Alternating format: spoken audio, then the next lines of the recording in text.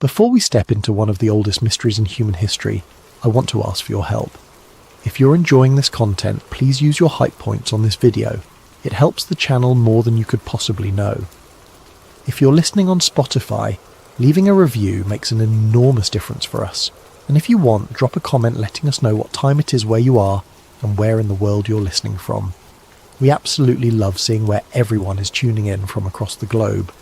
If you enjoy these deep dives into history's most puzzling corners, consider subscribing. It means everything.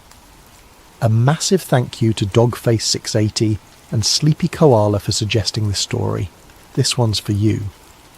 Now let's talk about a man who never died. The antediluvian period. The age before the Great Flood. A time when humans reportedly lived for centuries, when the Earth was young, and when the boundary between the terrestrial and the celestial was, according to ancient accounts, far more permeable than it would later become. Enoch appears in Genesis chapter 5. His entry in the genealogical record is peculiar. Where other patriarchs receive formulaic descriptions, lived so many years, fathered children, then died, Enoch's passage breaks the pattern. Born to Jared, father of Methuselah, lived 365 years total, but that final phrase, walked with God, and he was not, for God took him, not died, took. The Hebrew verb is lakach, to take, to fetch, to capture, to seize. The same word used when describing the removal of an object from one location to another. In the vast chronicle of biblical genealogy, this phrasing is almost unique. It suggests not natural death, but intervention, extraction. Enoch lived during a period that, according to ancient texts, was marked by extraordinary events. The earth was populated not only by humans descended from Adam, but by other beings, entities the texts describe as coming from above. The timing matters. According to the genealogical timeline, Enoch was born approximately 622 years after creation, assuming a literal reading. He lived during the lifetimes of Adam, Seth, Enos, Canaan, Mahalaleel and Jared. He would have known the first humans. He would have heard their accounts firsthand.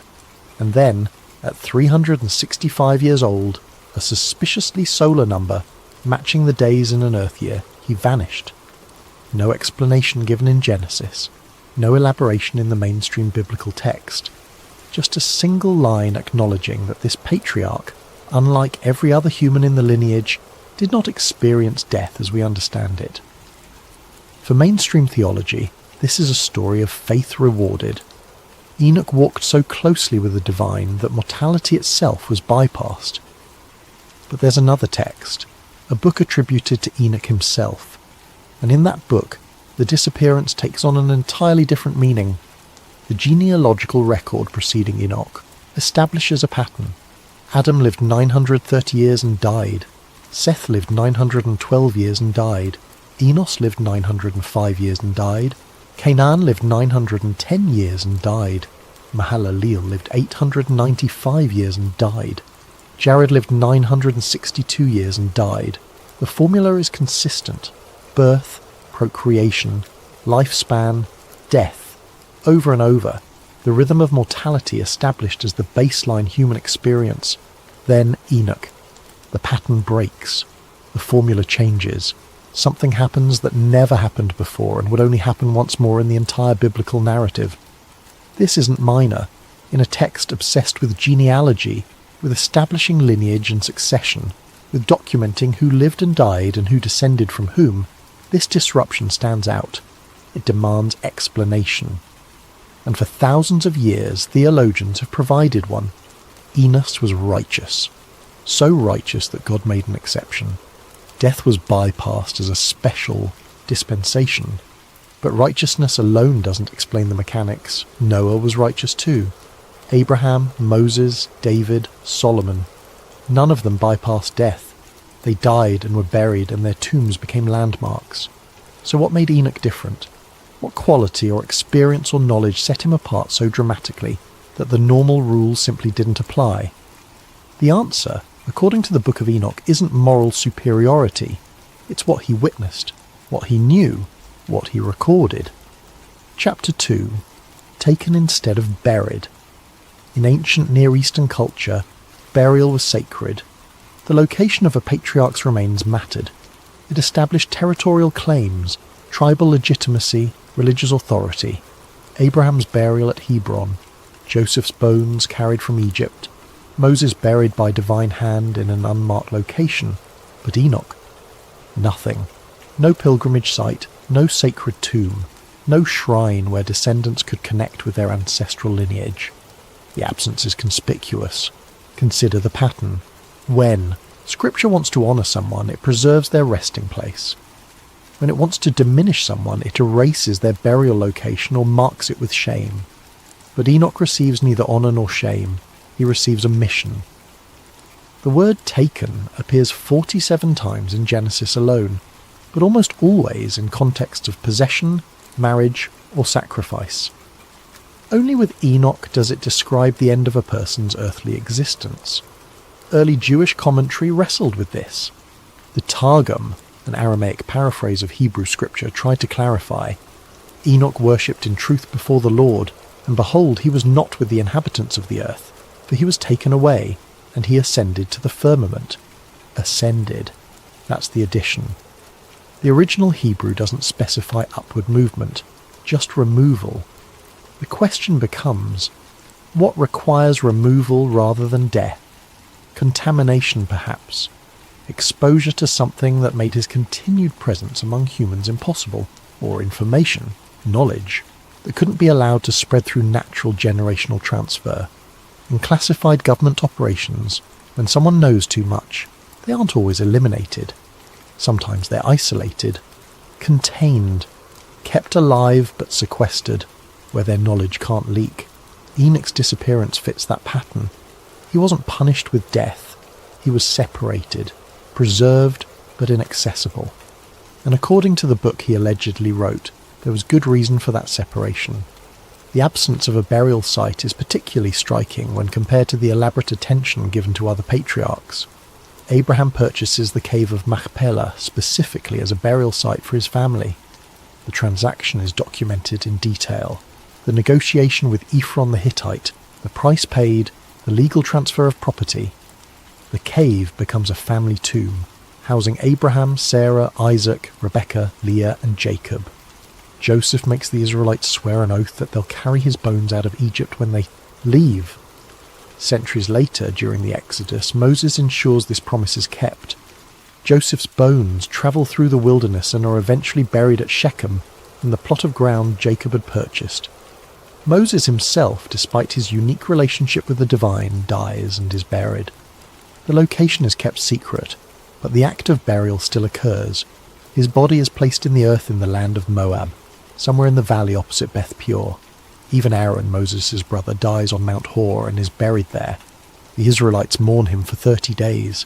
The location is known, the death is acknowledged. But Enoch? No location. No mourning period mentioned. No description of family gathering to honour his passing. Just the stark statement, he was not, for God took him. The linguistic construction is worth examining. In Hebrew, the phrase "he was not" uses the same terminology that appears elsewhere in Genesis to describe absence or non-existence. When Cain kills Abel, God asks where. Abel is. Cain responds, "I do not know." Later the text states that Abel's blood cries out from the ground. Abel is dead, but his blood, his essence, his life, still exists in some form, crying out for justice. With Enoch there's no such continuation. He simply was not.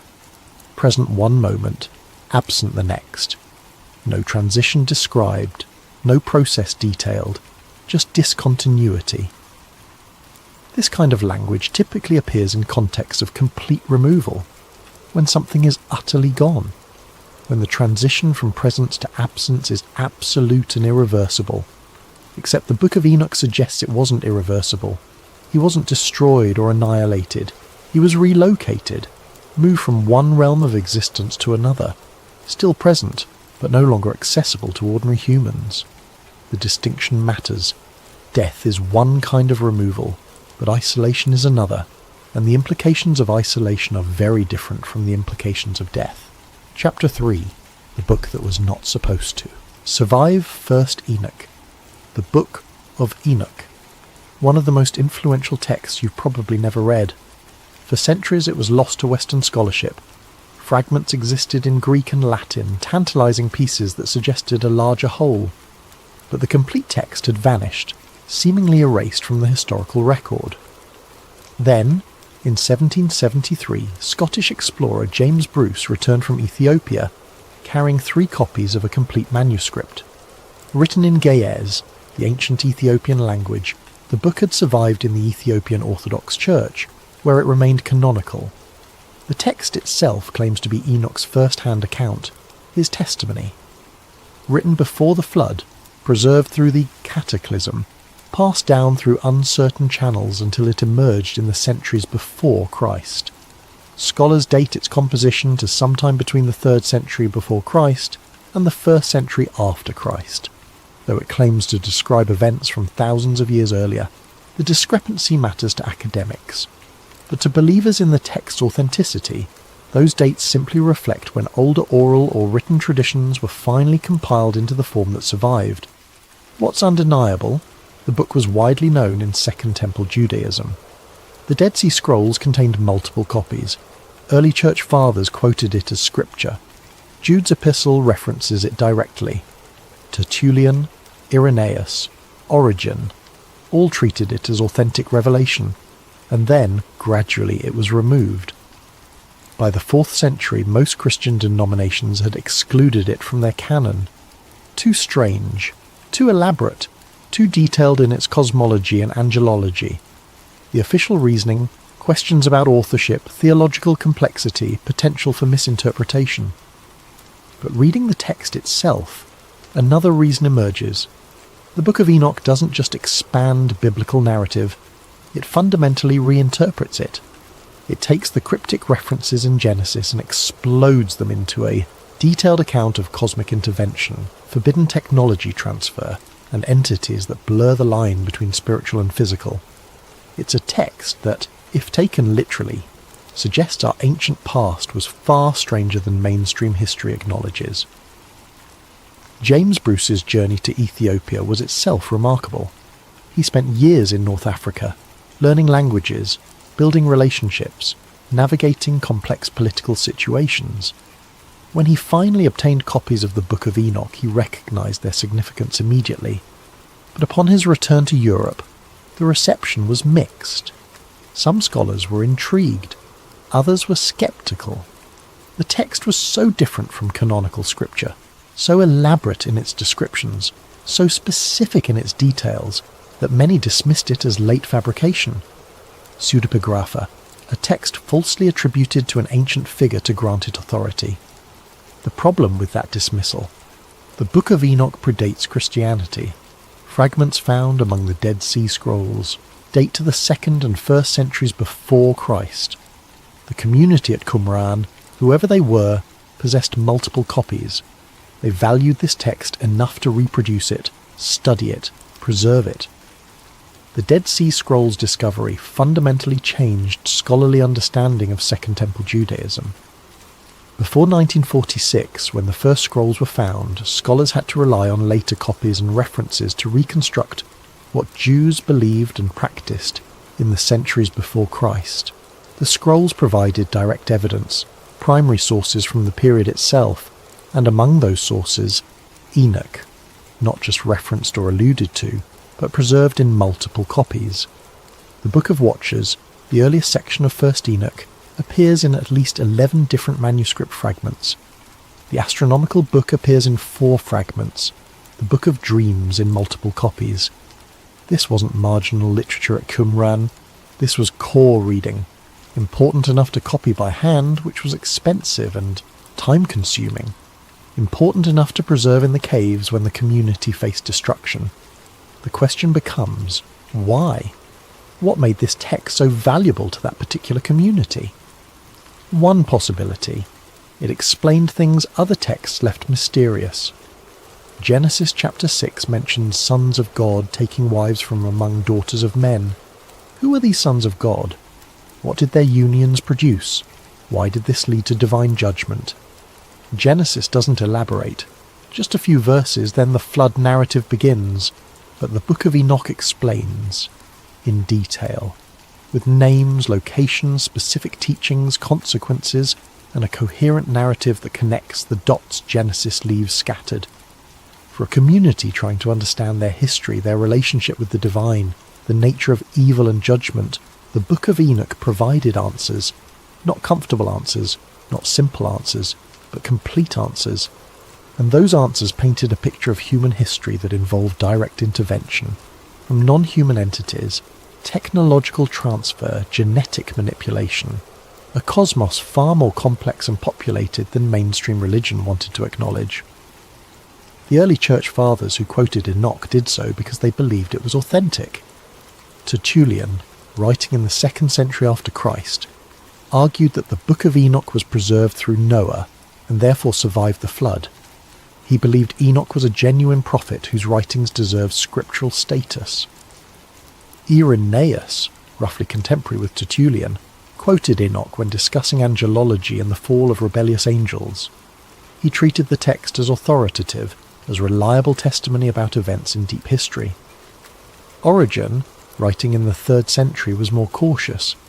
He acknowledged the text's influence and widespread acceptance, but noted that it wasn't universally recognized as scripture. Still, he engaged with it seriously, treating it as valuable even if not canonical. But by the 4th century the tide had turned. When church councils met to determine which books belonged in the Bible and which didn't, the Book of Enoch didn't make the cut. Too controversial, too detailed in ways that created theological problems, too popular among groups the emerging Orthodox Church considered heretical. The Manichaeans liked Enoch. The Gnostics referenced it. Groups that the mainstream church was trying to suppress found value in its teachings. Guilt by association played a role in its exclusion. But there's another factor: control. A religion organised around hierarchical authority, around ordained clergy interpreting scripture for the masses, around centralised doctrine and uniform belief. Such a religion functions better with a limited, manageable set of texts. The Book of Enoch was neither limited nor manageable. It was sprawling, imaginative, filled with visions and journeys and revelations that didn't fit neatly into emerging orthodoxy. It described the divine realm in ways that made it seem less transcendent and more operational. Angels with specific jobs, cosmic structures that functioned according to rules, judgment that followed procedures. This wasn't the mystery that the church wanted to cultivate. This was detailed, specific, almost bureaucratic in its presentation of heavenly operations. So the book was set aside, removed from the canon, preserved in Ethiopia, where the church developed independently and made different choices about which texts mattered. Lost to Europe until James Bruce brought it back. And even then, for most of Christian history it remained obscure, a curiosity, something scholars studied but most believers never encountered. Until the late 20th century, when alternative history and ancient astronaut theories sparked renewed interest. Suddenly, people were asking the same questions again. What if the Book of Enoch wasn't mythology? What if it was testimony? What if Enoch really did witness what he claimed to witness and write what he claimed to write and get removed from human society because what he knew was too dangerous to allow free propagation? Chapter 4. The Watchers Descend. The Book of Enoch opens with a declaration. This is the testimony of Enoch, who witnessed things humans were never meant to see. The core narrative begins with the Watchers. In Hebrew tradition they're called the Irin, Holy Ones, angels assigned to observe humanity. But in Enoch's account, observation turns to intervention. 200 Watchers descend. The text is specific about the location. Mount Hermon, in the days of Jared, Enoch's father. They descend with purpose, with coordination, with a pact among themselves. And they don't come as spirits. They arrive with physical presence, they take human wives, they teach forbidden knowledge. The names of their leaders are recorded: Samyaza, Azazel, Amaros, Barakel, Kokabiel, Tamiel, Ramiel. Each one assigned specific areas of instruction. Azazel teaches metallurgy, the crafting of weapons, of swords and knives and shields, the technology of war. Amaros teaches sorcery, what the text calls enchantments and the cutting of roots. Pharmaceutical knowledge, perhaps, the manipulation of plants for altered consciousness or healing. Barakel teaches astrology, the observation of stars, the calculation of celestial movements, astronomical knowledge that allowed prediction and navigation. Cocabiel teaches astronomy itself, the identification of constellations, what the text calls the knowledge of signs. The pattern is clear. These beings arrive with technical information, not religious instruction, not moral teaching. Practical, applicable knowledge in metallurgy, agriculture, cosmetics, medicine, warfare, and astronomy. Knowledge that, according to the text, humans were not supposed to possess, at least not yet, and certainly not through this channel. The conspiracy interpretation is straightforward. Advanced knowledge appears in human civilization suddenly, not through gradual discovery, but through transmission. The archaeological record shows technological leaps that seem discontinuous with prior development, writing systems that emerge fully formed, astronomical knowledge that requires centuries of observation appearing in early civilizations without apparent precedent. The Book of Enoch provides an explanation. It was given, taught, transferred from beings who already possessed it, and the result, according to the text, was catastrophe. Mount Hermon is a real place, a mountain on the border between modern Syria and Lebanon. Rising over 9,000 feet, it's the highest point in the region, snow-capped most of the year, visible from vast distances. In ancient times it was considered a sacred site. Multiple cultures built shrines there. The name itself means forbidden place, or devoted thing in Hebrew, a mountain set apart. According to the Book of Enoch, this is where the Watchers made their pact. They bound themselves by mutual oaths. Each agreed to participate. Each took responsibility for what would happen next. They descended together, 200 entities committing to a course of action they knew was forbidden. The text preserves their oath. Let us all swear an oath, and all bind ourselves by mutual execrations not to abandon this plan but to do this thing. This isn't impulsive. This isn't individual rebellion. This is coordinated conspiracy, a decision made collectively, with full awareness of consequences, with each participant holding the others accountable. Why Mount Hermon specifically? The text doesn't say, but the location matters. High altitude, remote, visible from great distances but difficult to access. A liminal space, neither fully of the earth nor separate from it. A threshold. The descent itself is described in physical terms, not spiritual manifestation, not mystical vision. The Watchers come down from somewhere and arrive on the mountain. The language suggests movement through space, transition from one location to another, and what they bring with them changes everything. The specific knowledge transfers are worth examining in detail. As Zazel's teachings in metallurgy, the text mentions specifically the crafting of swords, knives, shields, breastplates, defensive and offensive weapons, the technology of organized warfare. Before this, according to the narrative, conflicts would have been personal, using whatever tools were at hand. After Azazel's instruction, warfare becomes systematic. Weapons are crafted specifically for killing. Defences are engineered specifically for protection. The arms race begins.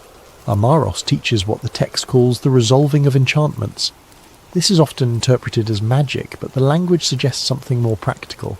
The manipulation of natural substances to produce specific effects, herbal medicine, poisons, psychoactive compounds, the ability to alter consciousness, heal wounds, or cause harm through chemical means, rather than physical violence. Barakel teaches astrology, not in the modern horoscope sense, but in the ancient sense of understanding celestial mechanics.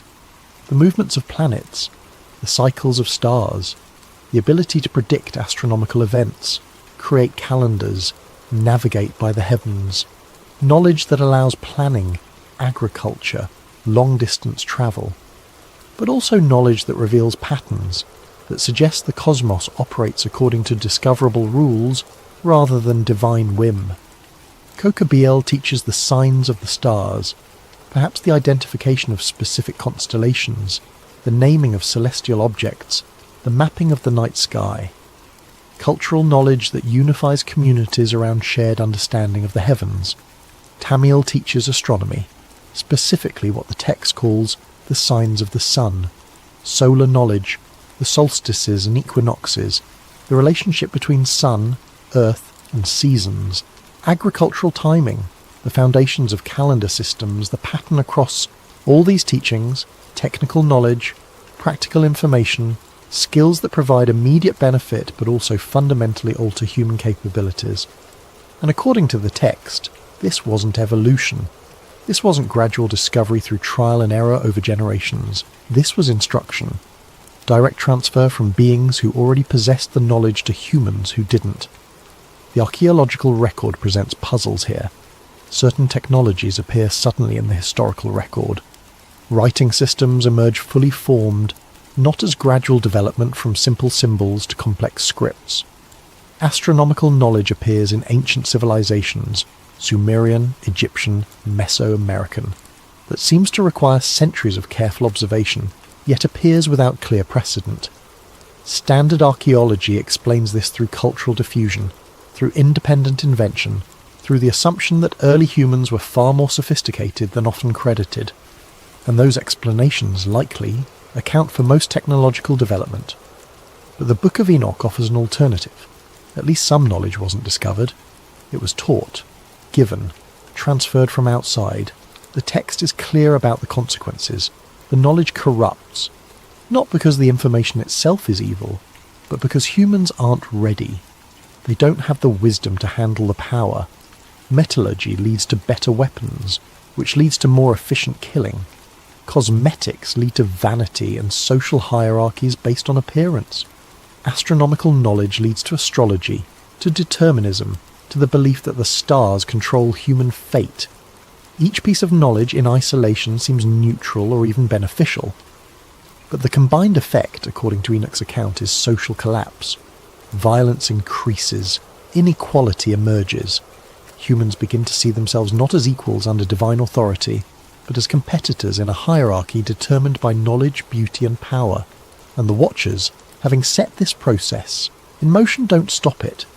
They participate, they take human wives, they produce offspring, they become enmeshed in human society rather than remaining observers.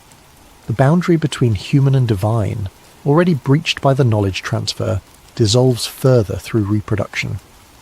And what results is something the text treats as abomination, hybrid beings that belong fully to neither realm. Chapter 5. Forbidden Knowledge. Why would knowledge itself be forbidden? The text is explicit. The Watchers are judged not for descending, but for teaching. The crime isn't presence, it's education. This inverts typical moral frameworks. Usually knowledge is virtue, ignorance is the problem. But in Enoch's account, certain information destabilizes. It corrupts. It leads not to enlightenment, but to destruction. Consider the specific categories. Weapons technology. Humanity learns to kill more efficiently. Tribal conflicts escalate. Violence spreads. The text describes how knowledge of swords and shields leads to warfare on an unprecedented scale. Before this instruction, conflicts were limited by available tools. After, wars become systematic, organized, deadly, cosmetics, and adornment. The text mentions this specifically.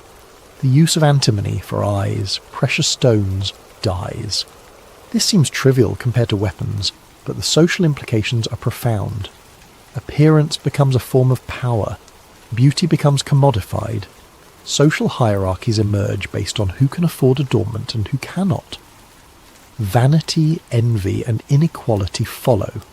Pharmaceutical knowledge. The cutting of roots and enchantment suggests mind-altering substances. Drugs, poisons, the ability to heal and harm through chemistry. This knowledge gives power over life and death in ways that don't depend on physical strength or skill. Anyone who understands the plants can kill anyone else, regardless of physical disparity. The power balance shifts. Astronomical knowledge, the stars as navigation tools, calendars, agricultural timing. But also something more. The text suggests this knowledge revealed structure in the cosmos, order, systems, as if humanity was being shown that reality operates according to rules that can be understood and potentially manipulated. This undermines religious authority based on mystery and divine unpredictability. Each category of knowledge grants power, but power without wisdom, according to the text, leads directly to the chaos that precedes the flood. The philosophical question is profound. Can knowledge itself be dangerous? Is there information that humans, or any species, might be better off not possessing? Modern ethics generally says no. Information is neutral. Application determines morality. A knife can cut food or kill a person. The knife itself has no moral valence. But the Book of Enoch suggests otherwise. It suggests that certain knowledge, given to a civilization not yet ready to handle it, inevitably leads to harm, not because the knowledge is used immorally, but because its mere presence in the social ecosystem creates instabilities that spiral out of control. This is the logic behind classified information in modern governments. Nuclear weapons technology isn't kept secret because the information itself is evil.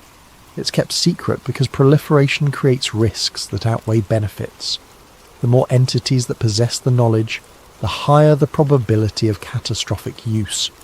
The Watchers, in this interpretation, committed the ultimate act of proliferation. They gave humans knowledge of weapons, drugs, social manipulation and cosmic structure before human civilization had developed the ethical frameworks to handle that information responsibly. And once given, knowledge can't be ungiven. It spreads. It replicates. It persists across generations.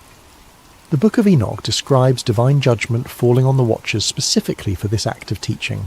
The sexual unions are mentioned, the hybrid offspring are problematic, but the core crime is education. Revealing what should have remained hidden, transferring what should have remained exclusive. Enoch becomes the mediator in this crisis. He's chosen, why him specifically is never fully explained, to serve as messenger between the realms. He carries the complaints of humanity to the heavens, and he carries the judgment of the divine back to the Watchers. The text preserves his message to the rebellious angels. You have been in heaven but have not known all the mysteries of God. You have known only what was revealed to you. You have committed great sin by teaching humans secrets that were not meant for them. The phrasing is significant. The Watchers aren't accused of inventing false knowledge. They taught genuine secrets, real information. But information humans weren't supposed to have. This frames the fall not as deception, but as premature revelation. The knowledge was true, but its timing was wrong. Its recipients were unprepared. The message Enoch delivers is unambiguous. The knowledge transfer must stop. The corruption it's caused cannot be undone, only judged. The flood is coming. But Enoch doesn't just deliver messages. According to the text, he witnesses. He travels. He's taken beyond the normal boundaries of human experience to see things that explain the nature of the intervention. And what he describes sounds less like mystical vision, and more like direct observation of structures and systems that exist independent of human perception. The question of forbidden knowledge extends beyond ancient history. Modern science has repeatedly confronted similar ethical dilemmas. Should certain experiments be conducted? Should certain technologies be developed? Should certain information be published? The debate over gain-of-function research in virology mirrors the Enochian concern. If scientists can make viruses more dangerous to better understand them, should they? The knowledge gained might prevent future pandemics, but the knowledge gained might also enable the creation of bioweapons.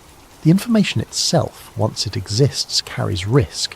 Nuclear physics, artificial intelligence, genetic engineering. Each field contains knowledge that grants extraordinary power and extraordinary potential for catastrophic misuse. The Book of Enoch suggests this isn't a modern dilemma, it's an ancient pattern. Knowledge transfers that happen too early, to civilizations not ready to handle them, lead to collapse, and those who facilitate such transfers, even with good intentions, bear responsibility for the consequences. Chapter 6, The Nephilim, the Offspring. Genesis mentions them briefly. The Nephilim were on the earth in those days, and also afterward, when the sons of God came into the daughters of men, and they bore children to them. These were the mighty men that were of old, the men of renown. The Book of Enoch expands this into detailed narrative. The Watchers take human wives. The unions produce children. But these children are not normal humans. The text describes them as giants, enormous in stature, voracious in appetite. They consume everything available, crops, animals, and eventually, according to the account, humans themselves. They're described as being 300 cubits in height in some versions. If a cubit is 18 inches, that's 450 feet, obviously hyperbolic or corrupted in transmission. Other traditions suggest more modest but still extraordinary heights, 10 to 15 feet.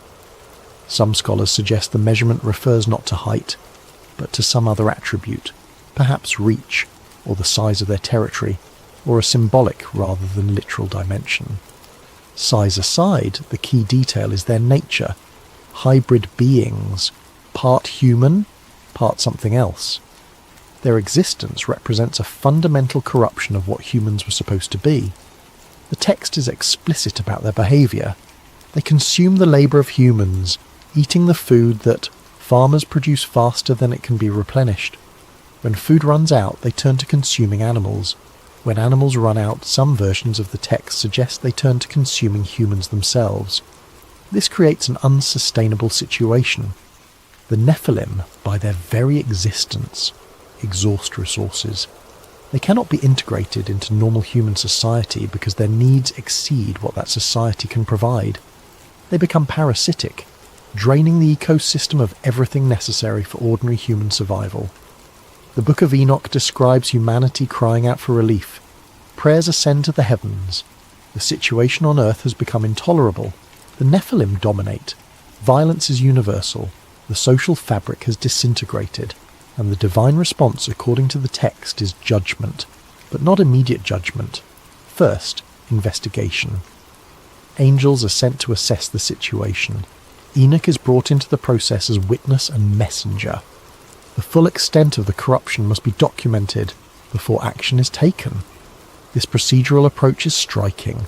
The text doesn't describe impulsive divine wrath. It describes deliberation, assessment, a decision-making process that involves multiple entities and follows structured protocols. The judgment, when it comes, targets multiple levels.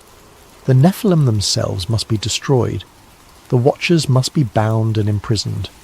The knowledge they taught must be, if not erased, at least contained so it doesn't proliferate further, and the earth itself must be cleansed through the flood.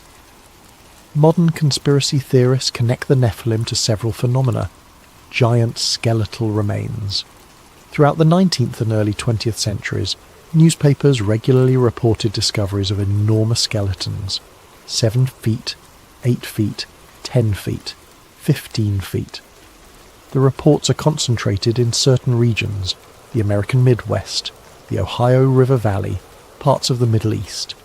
Most of these accounts lack photographic evidence. The skeletons, if they existed, have disappeared.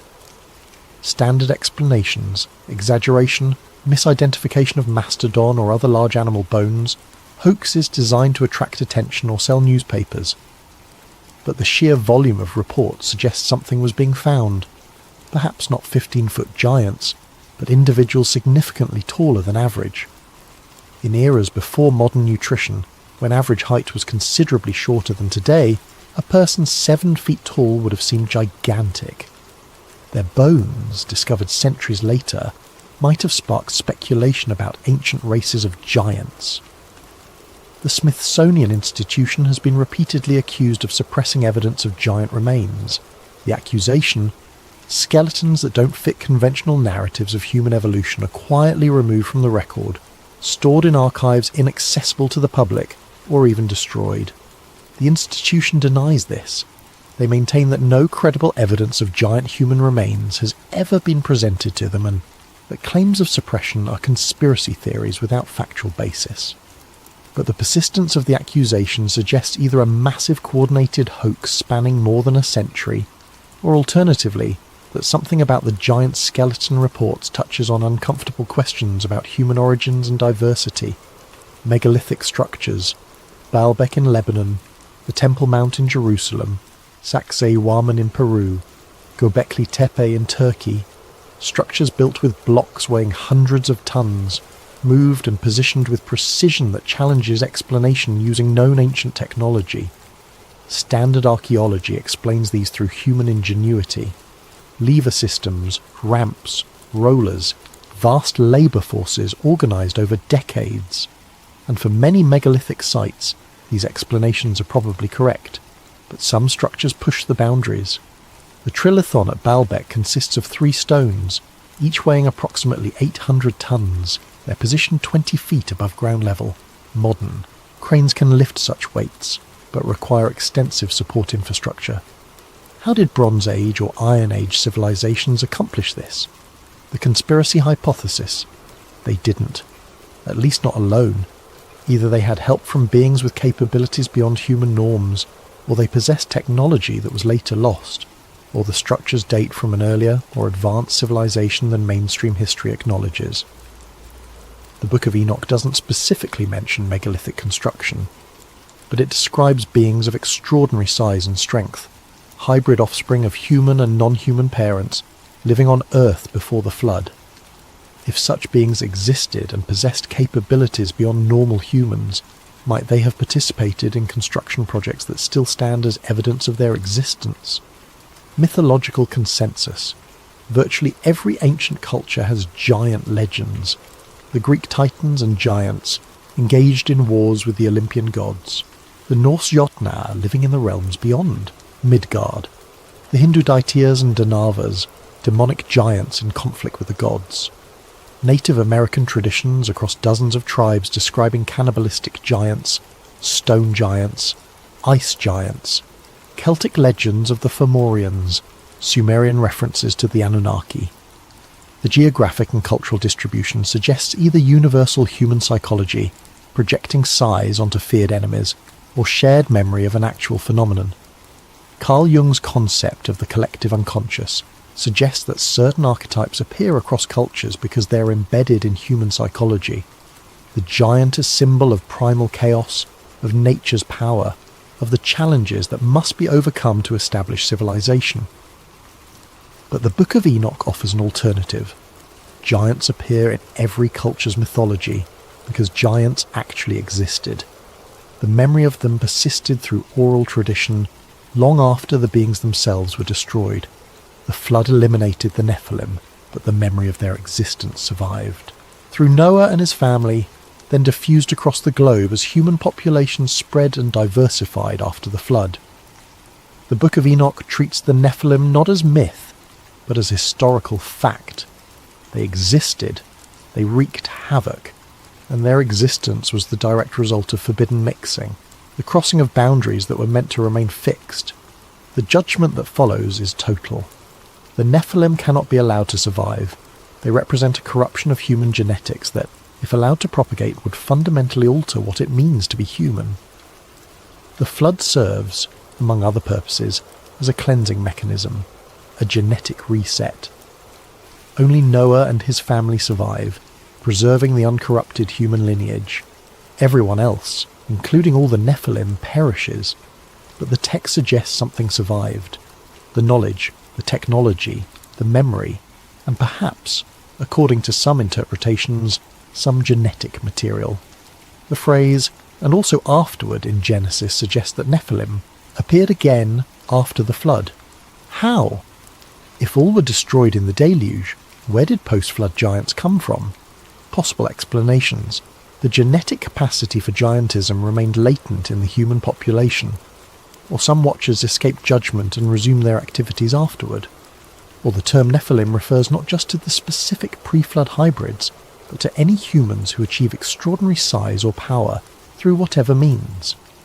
Regardless, the Nephilim represent what happens when boundaries meant to be inviolate are crossed, when species that should remain separate mix, when knowledge that should remain exclusive is shared, and Enoch, who witnessed it all, who wrote it down, becomes the living link to that pre-flood world, a world so corrupted that total destruction was the only solution. Chapter 7. Enoch's Journey Beyond Earth. The most extraordinary sections of the Book of Enoch describe his travels.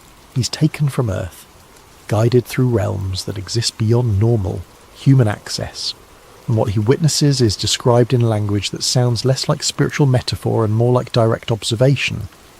Enoch describes multiple heavens, layered cosmic zones, each with distinct characteristics, each populated by different entities, each governed by specific rules and hierarchies. In the first heaven, he sees the treasury of snow and ice, the storehouses where weather phenomena are kept until needed. Angels assigned to meteorology manage these resources, releasing them according to fixed schedules. The description suggests structure, management, the weather as a controlled system rather than random chaos. In the second heaven, he encounters imprisoned angels, beings held in darkness awaiting judgment. The text describes their crimes: pride, rebellion, teaching forbidden knowledge. They exist in a state of suspension, neither free nor destroyed, confined until a predetermined time when final judgment will occur. The third heaven, in some versions of the Enochian literature, contains paradise, a garden more beautiful than Eden, trees bearing fruit that provide eternal life, rivers flowing with living water. This is where the righteous dead reside, awaiting resurrection. But it also contains, according to some accounts, a place of torment, a region of fire and darkness where the wicked experience preliminary punishment before final judgment. The juxtaposition is striking. Paradise and perdition existing in the same cosmic zone, separated only by boundary mechanisms that prevent interaction. Enoch describes angels organized in hierarchies, some responsible for weather, some for seasons, some for recording human deeds, some for punishing the wicked, some for praising continuously. Each group has specific assignments, specific territories, specific authorities. This sounds less like the traditional Christian conception of angels as purely spiritual beings whose primary function is worship, and more like a vast bureaucratic organization, entities with jobs, responsibilities, territories, chains of command. He witnesses the prison house of the stars. This phrase appears repeatedly and is among the most striking in the entire text. Stars are not just luminous objects in the sky. They are beings, or they are controlled by beings, and they are kept in specific locations, released according to schedules, then returned to their holding places. The language suggests stars have volition. They can obey or disobey. Those that fail to appear at their appointed times are punished. Those that appear too early or too late face consequences. The stars follow laws, and there are enforcement mechanisms to ensure compliance. Enoch describes seeing gates, entry points between cosmic zones, doorways that open at specific times, allowing passage of certain entities while restricting others. The eastern gate through which the sun rises, the western gate through which it sets, northern and southern gates for stars following different paths. These gates aren't metaphorical. They're described as physical structures with guardians, angels stationed to control access, protocols determining who can pass and when, the cosmos as a secured facility with controlled entry points. He describes seeing the earth from above. The text mentions viewing the earth as a circle surrounded by the Great Sea. This matches how the earth appears from high altitude, a curved surface surrounded by ocean. How would someone in the antediluvian period know this? If Enoch never left the ground, he'd have no frame of reference for describing the earth's shape from an external perspective. The most detailed sections describe mechanisms controlling the sun and moon. Enoch witnesses gates through which these luminaries pass, chariots that carry them across the sky, assigned angels responsible for their movements, mathematical precision in their paths and cycles, traditional interpretation. These are mystical visions, metaphorical journeys through spiritual realities that can't be understood literally. Enoch is having religious experiences, perceiving divine truth through symbolic imagery his culture could comprehend. Conspiracy interpretation. Enoch is describing what he actually saw, not through vision, but through direct experience. He was taken somewhere, shown something, transported to vantage points that provided perspectives impossible from Earth's surface. And he tried to explain it using the only vocabulary available to a man living thousands of years before modern astronomy and technology. Consider this passage from 1 Enoch chapter 18.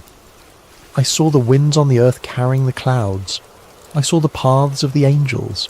I saw at the end of the earth the firmament of heaven above. Then I went towards the south, and it was burning day and night, where there were 7 mountains of precious stones. This reads like travel narrative, geographic description, movement through physical space toward observable features. He sees winds as discrete entities with paths. He observes the firmament, the boundary between atmospheric and cosmic space. He travels south to a region of extreme heat where mountains of unusual composition exist. Or this, from chapter 21. Then I went to another place more terrible than the former. I saw something terrible. A great fire there which burnt and blazed. The place had a cleft reaching into the abyss, full of great descending columns of fire. Neither its extent nor magnitude could I see, nor could I perceive its origin. A volcanic region? A geothermal area? Something burning deep beneath the Earth's surface? Enoch describes what he sees with the precision of someone making direct observations, noting details, acknowledging the limits of his understanding when confronted with phenomena beyond his experience. The 20th century Enochian scholar R.H. Charles translated and extensively annotated 1st Enoch. His analysis noted that the astronomical sections contain knowledge that seems anachronistic for the claimed period of composition. The movements of sun, moon and stars are described with mathematical precision. The calendar systems outlined require sophisticated observation and calculation. Charles concluded this proved the text was composed in the centuries before Christ, not in the antediluvian period. Later Jewish scholars, studying astronomy and calendar systems, attributed their knowledge to the ancient figure of Enoch to grant it authority. But another interpretation exists. The knowledge in the text is genuinely ancient. Enoch witnessed cosmic mechanisms firsthand. He recorded what he saw. Those observations were preserved, perhaps imperfectly, through oral tradition and later written compilation. What seems anachronistic is actually information from an earlier age that happened to be correct. The conspiracy doesn't require that Enoch literally flew through space in the modern sense.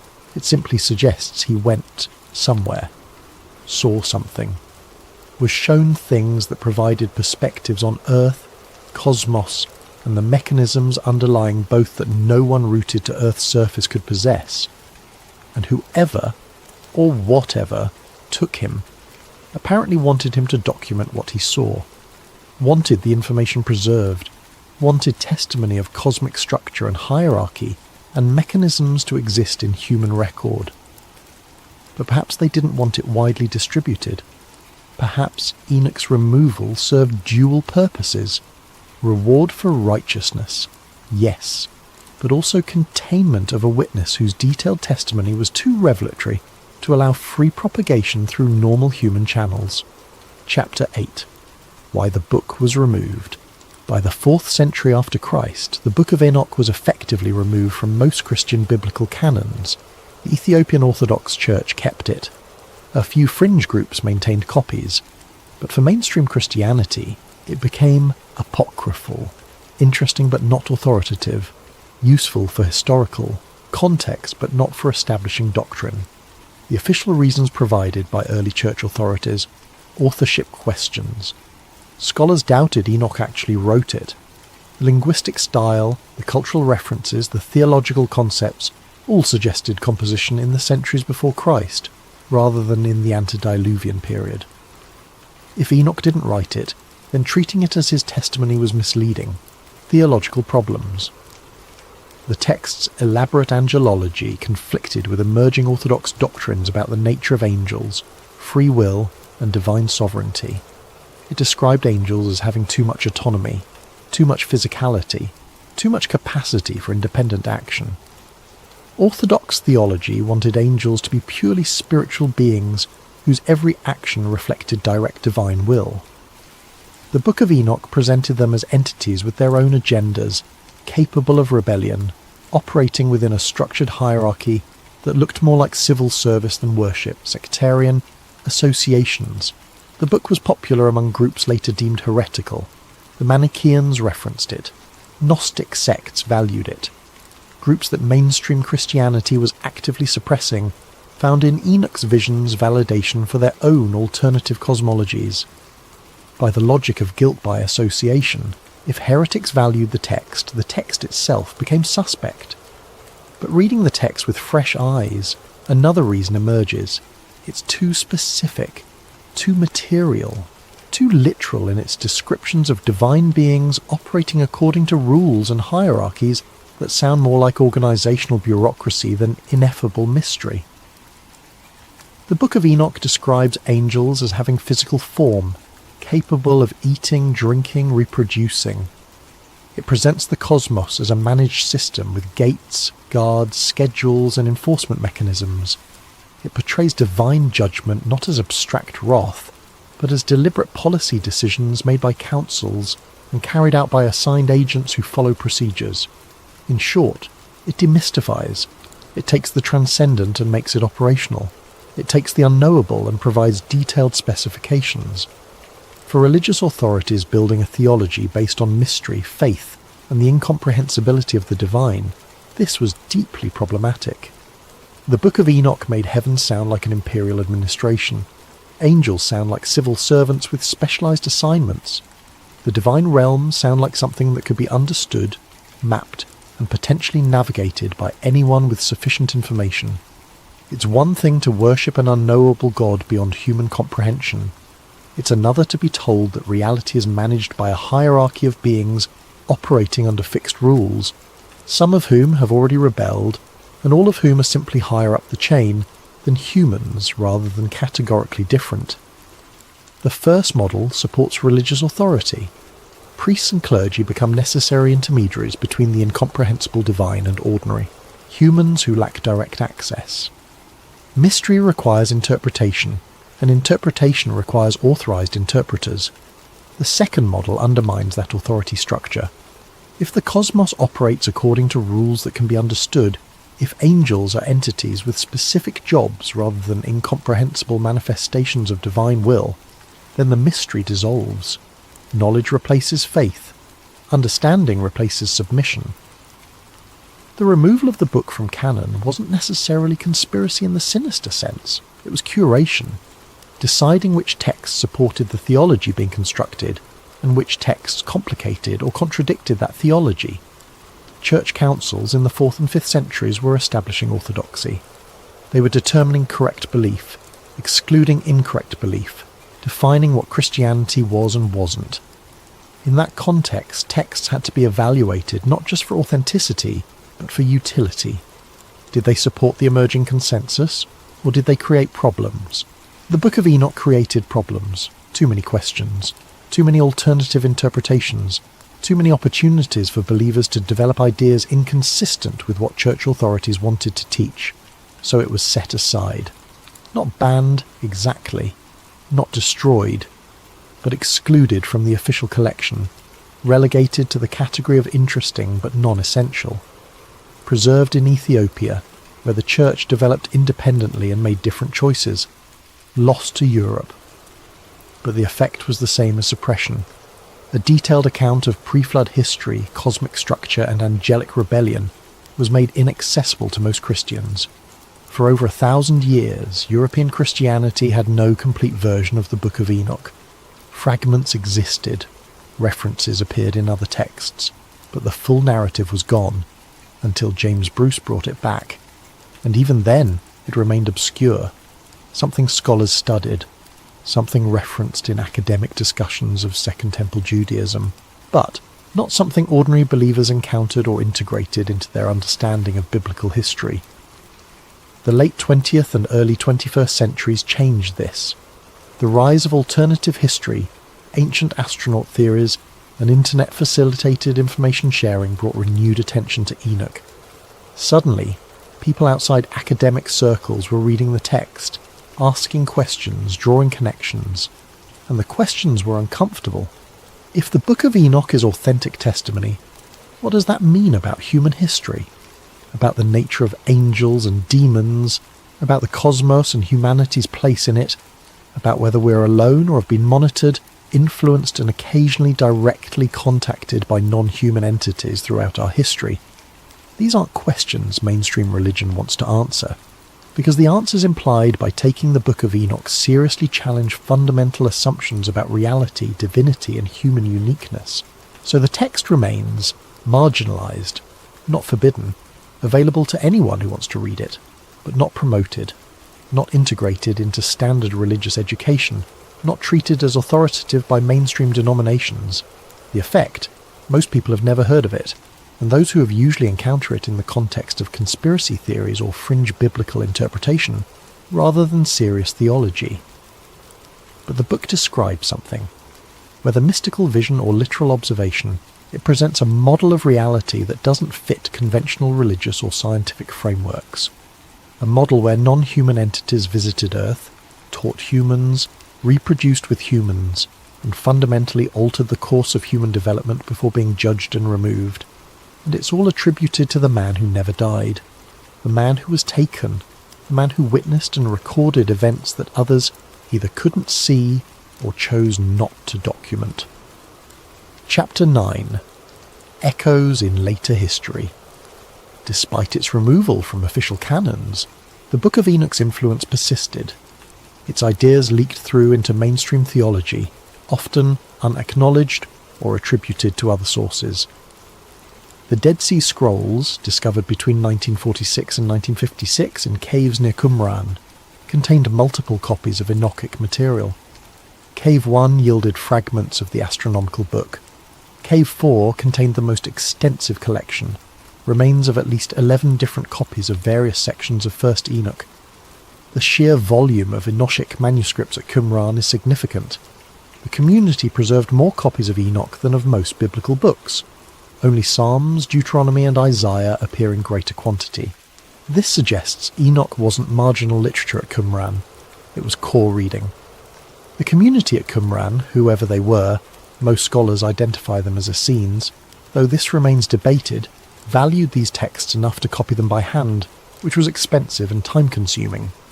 Important enough to preserve in the caves when the community faced destruction in the 1st century. The presence of Enoch at Qumran fundamentally changed scholarly understanding of Second Temple Judaism. Before the scrolls, scholars had to rely on later copies and references. The scrolls provided direct evidence from the period itself, and that evidence showed Enoch wasn't a fringe text. It was widely read and deeply valued. Early Christian writers quoted Enoch as scripture. The Epistle of Jude, accepted as canonical by most Christian denominations, references Enoch's prophecy directly. Behold, the Lord came with 10,000s of his holy ones to execute judgment upon all. That's a direct quote from 1st Enoch chapter 1. Not paraphrase, not allusion. Direct quotation, attributed to Enoch the 7th from Adam, treating him as a genuine prophet whose words carry authority. If Jude is scripture, and Jude quotes Enoch as authoritative, what does that say about Enoch's status? The question has troubled theologians for centuries. Most answer that Jude can quote a non-canonical text without endorsing everything in that text. Paul quoted pagan poets in his letters without making those poets scripture. Similarly, Jude can reference Enoch without requiring Enoch to be canonical. But the answer feels like rationalization.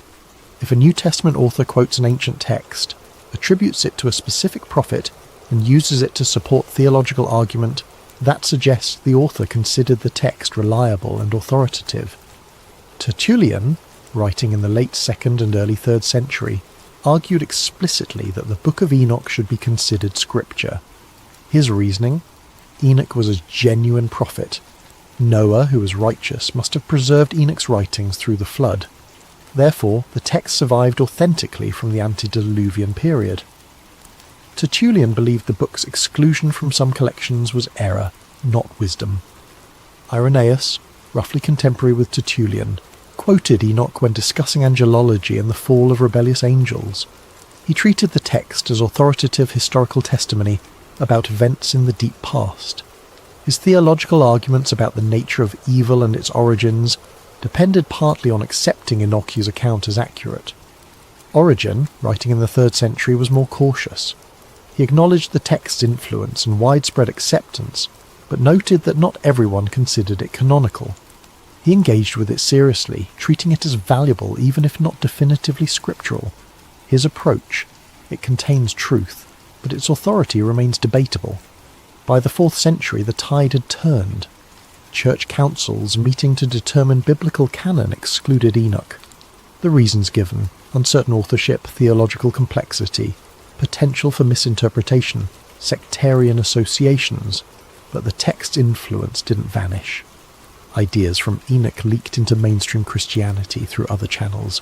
The elaborate hierarchy of angels, archangels, seraphim, cherubim, thrones, dominions, powers, owes more to Enoch than to canonical scripture.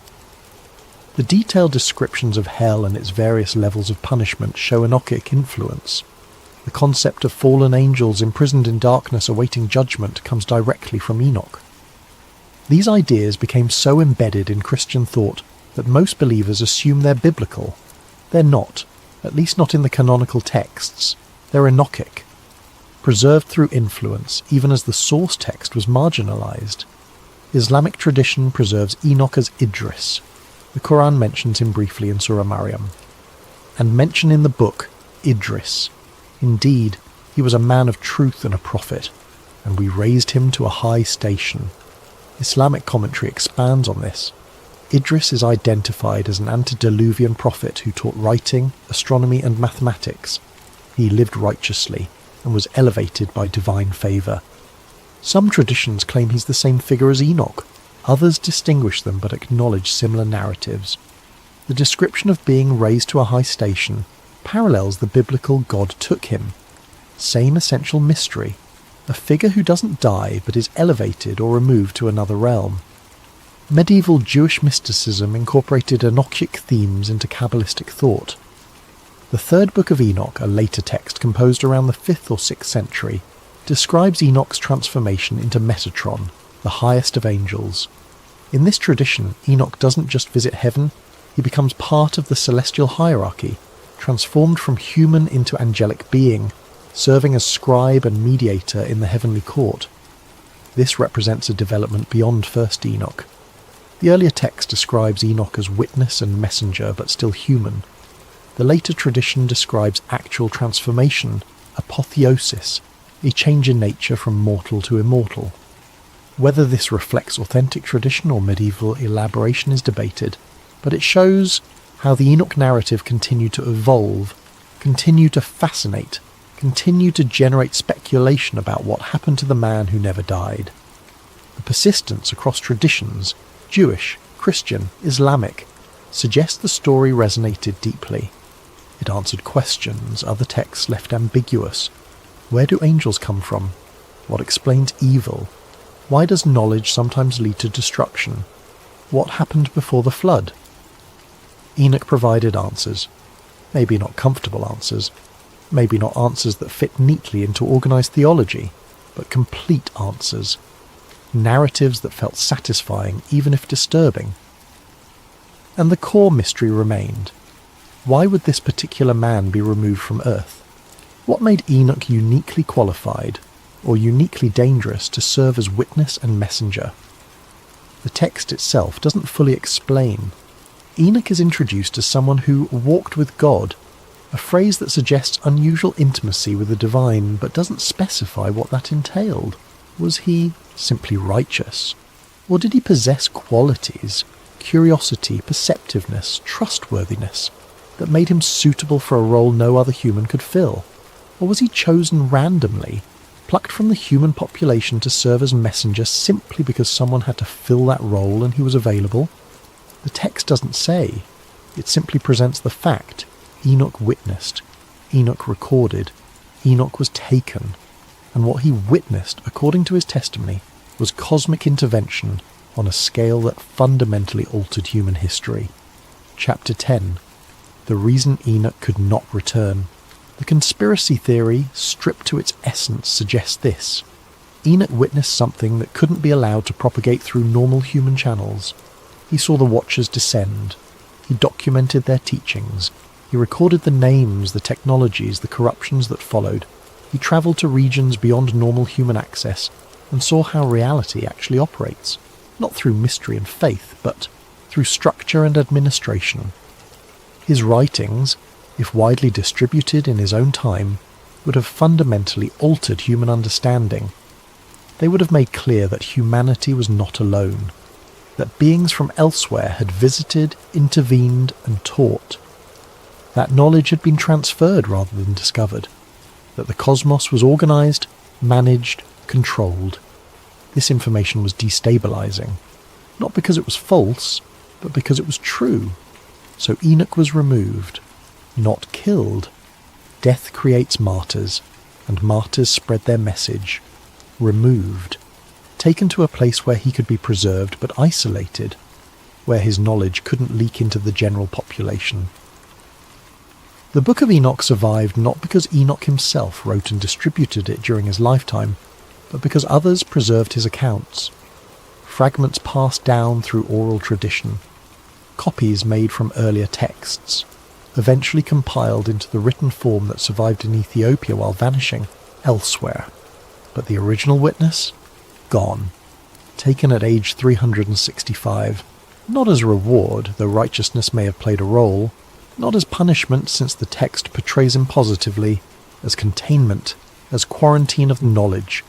This interpretation reframes the biblical account. Enoch's righteousness wasn't why he was taken. His knowledge was. He knew too much. He'd seen too much. And allowing him to live out a normal lifespan, teaching others, passing down detailed accounts of angelic intervention and cosmic structure, would have disrupted whatever plan was being executed. Consider the alternative. Enoch lives 365 years, witnesses everything described in his book, and then lives another 500 years, the typical lifespan for antediluvian patriarchs. He has children. The text mentions Methuselah, but doesn't specify others. He has grandchildren, great-grandchildren, multiple generations of descendants who hear his stories firsthand.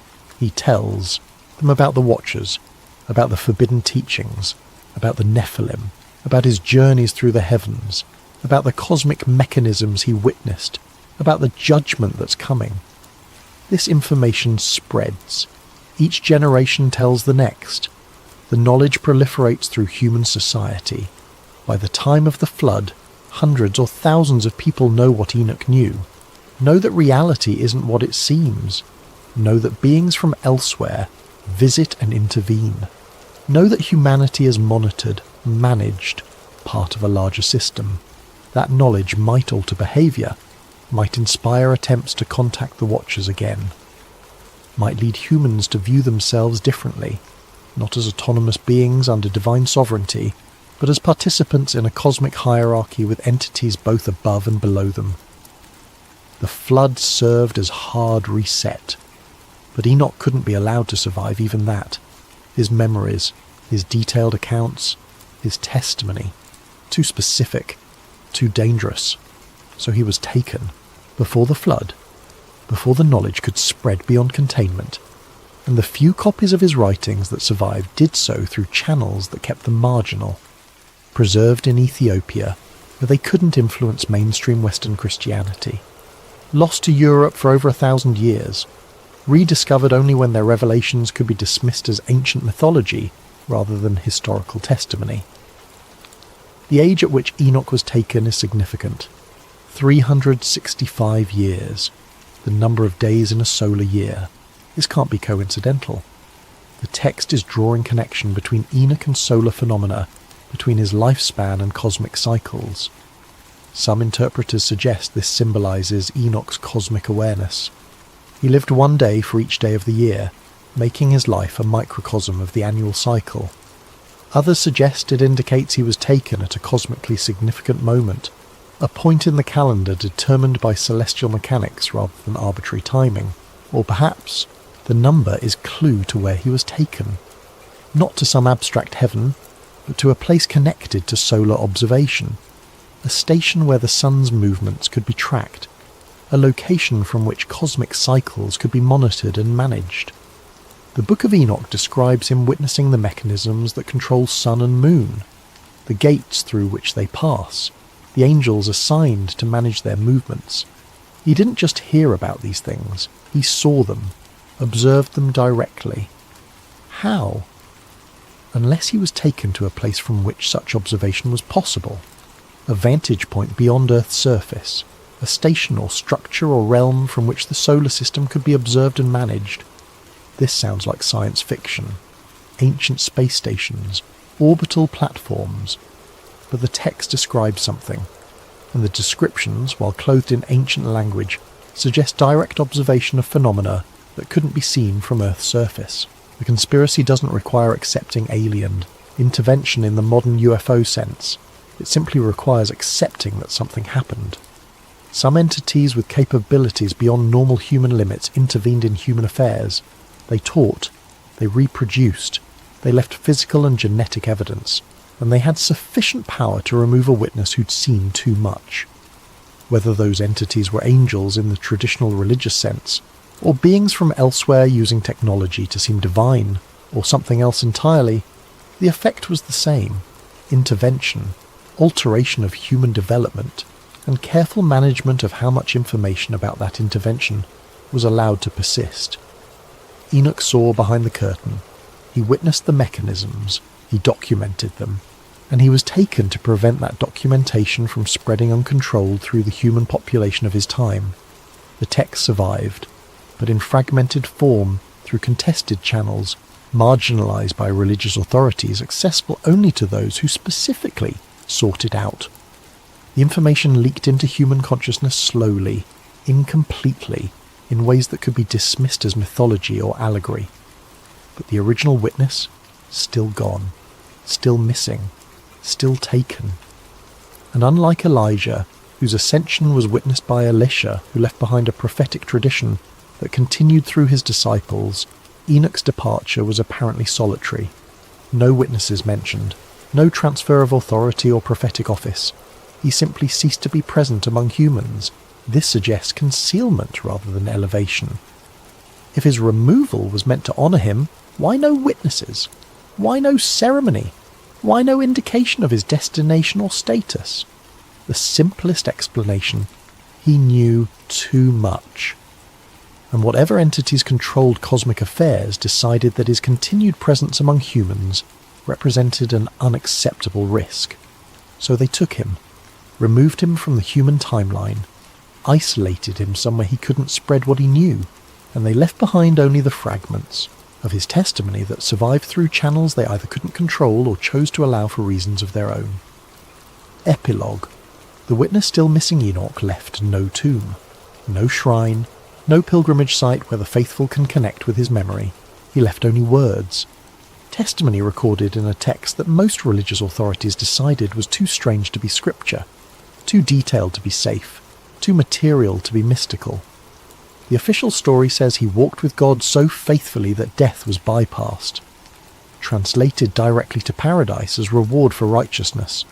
The conspiracy suggests he was isolated, removed from circulation because what he knew, and what he'd written down, was too disruptive to allow free propagation.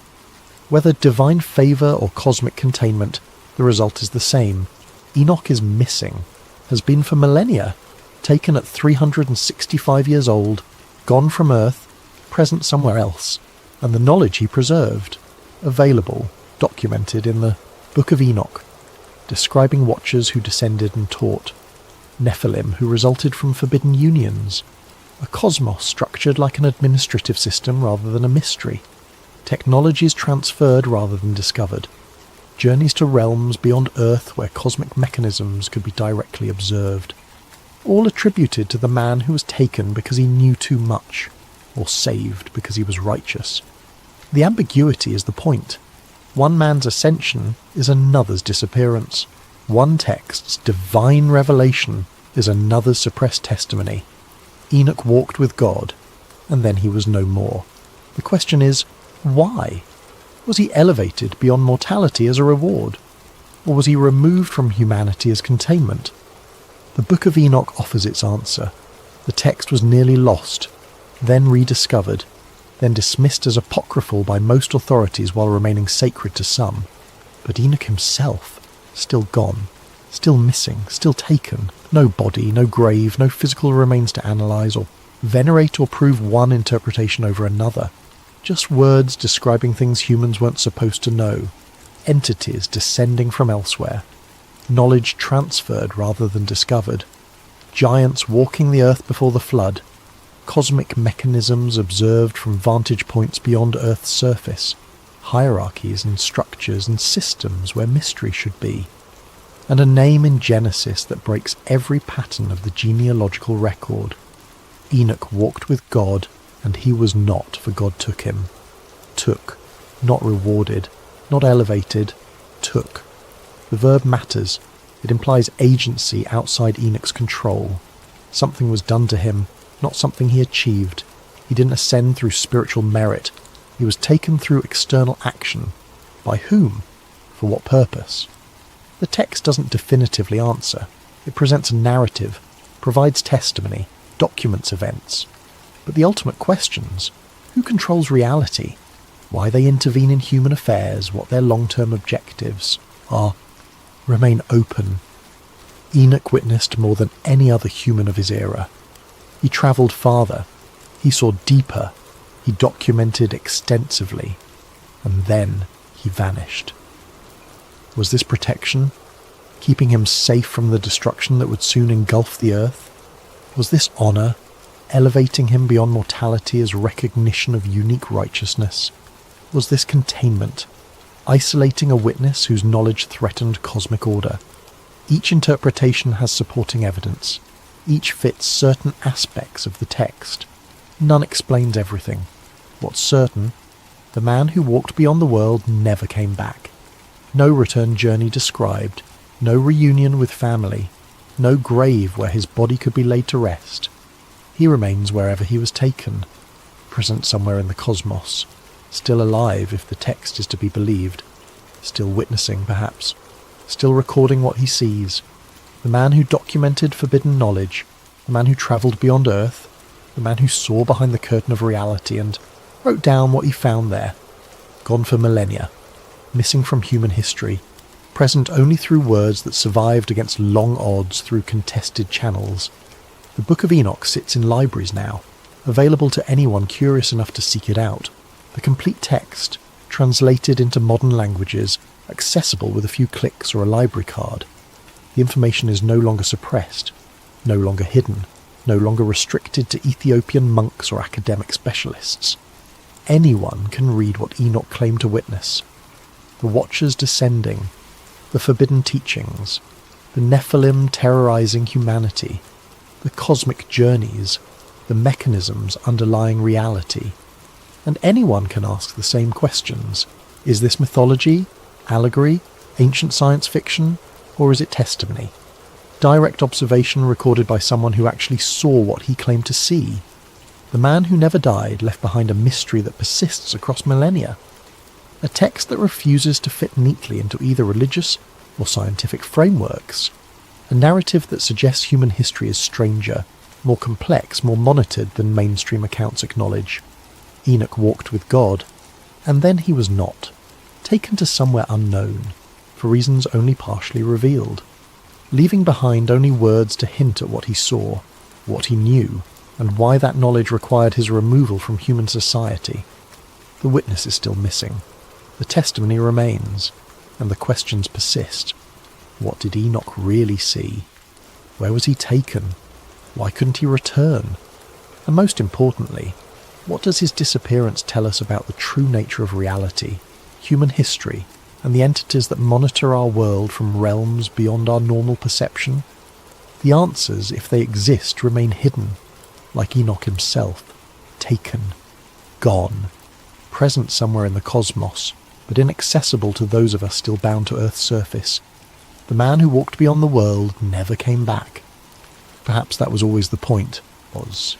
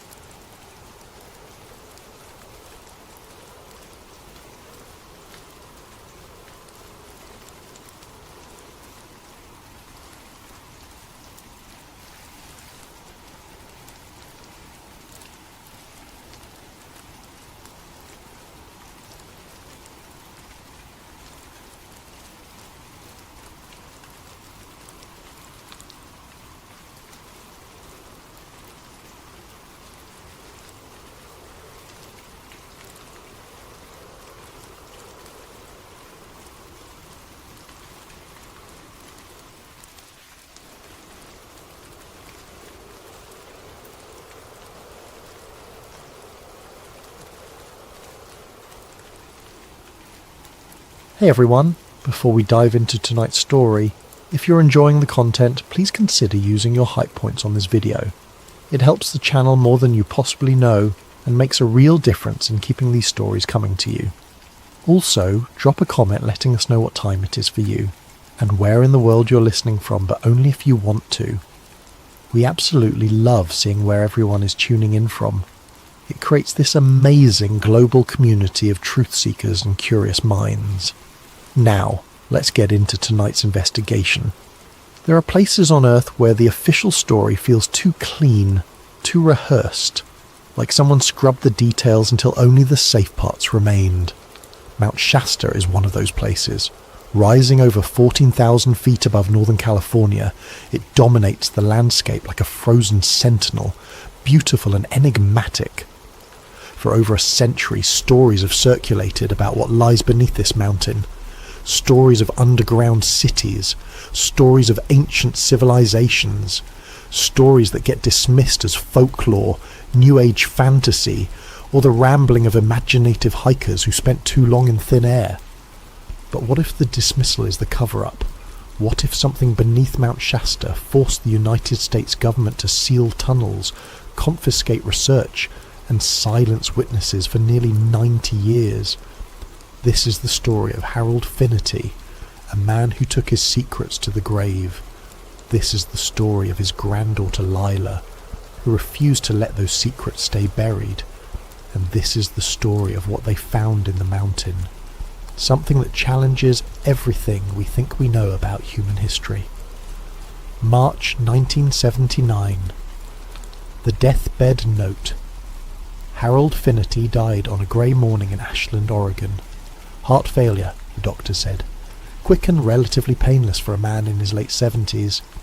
He had lived a quiet life after retiring from the United States Geological Survey, tending a small garden, reading military history and keeping mostly to himself. His neighbours described him as polite but distant, the kind of man who never quite seemed at ease, even in his own home.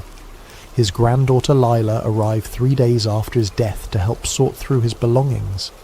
She had always been close to Harold, closer than most grandchildren manage with their grandparents. He had encouraged her curiosity, her questions, her refusal to accept simple answers to complex problems. As a child, she had asked him why the sky was blue, and instead of giving her the standard explanation, he had taught her about wavelengths and atmospheric scattering. That was Harold. He never dumbed things down. The house smelled of old books and pipe tobacco. Leela moved through the room slowly, feeling the weight of absence in every corner. Harold's desk sat near the window, covered in papers and notebooks.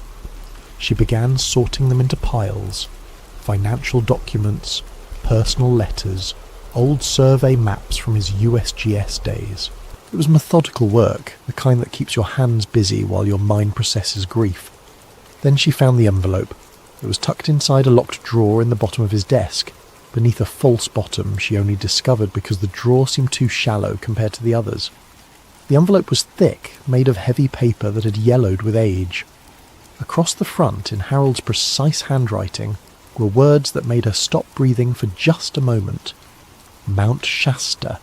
Do not open classified. Lila sat back in the chair, holding the envelope up to the light. Her heart hammered against her ribs. Harold had worked on dozens of geological surveys during his career.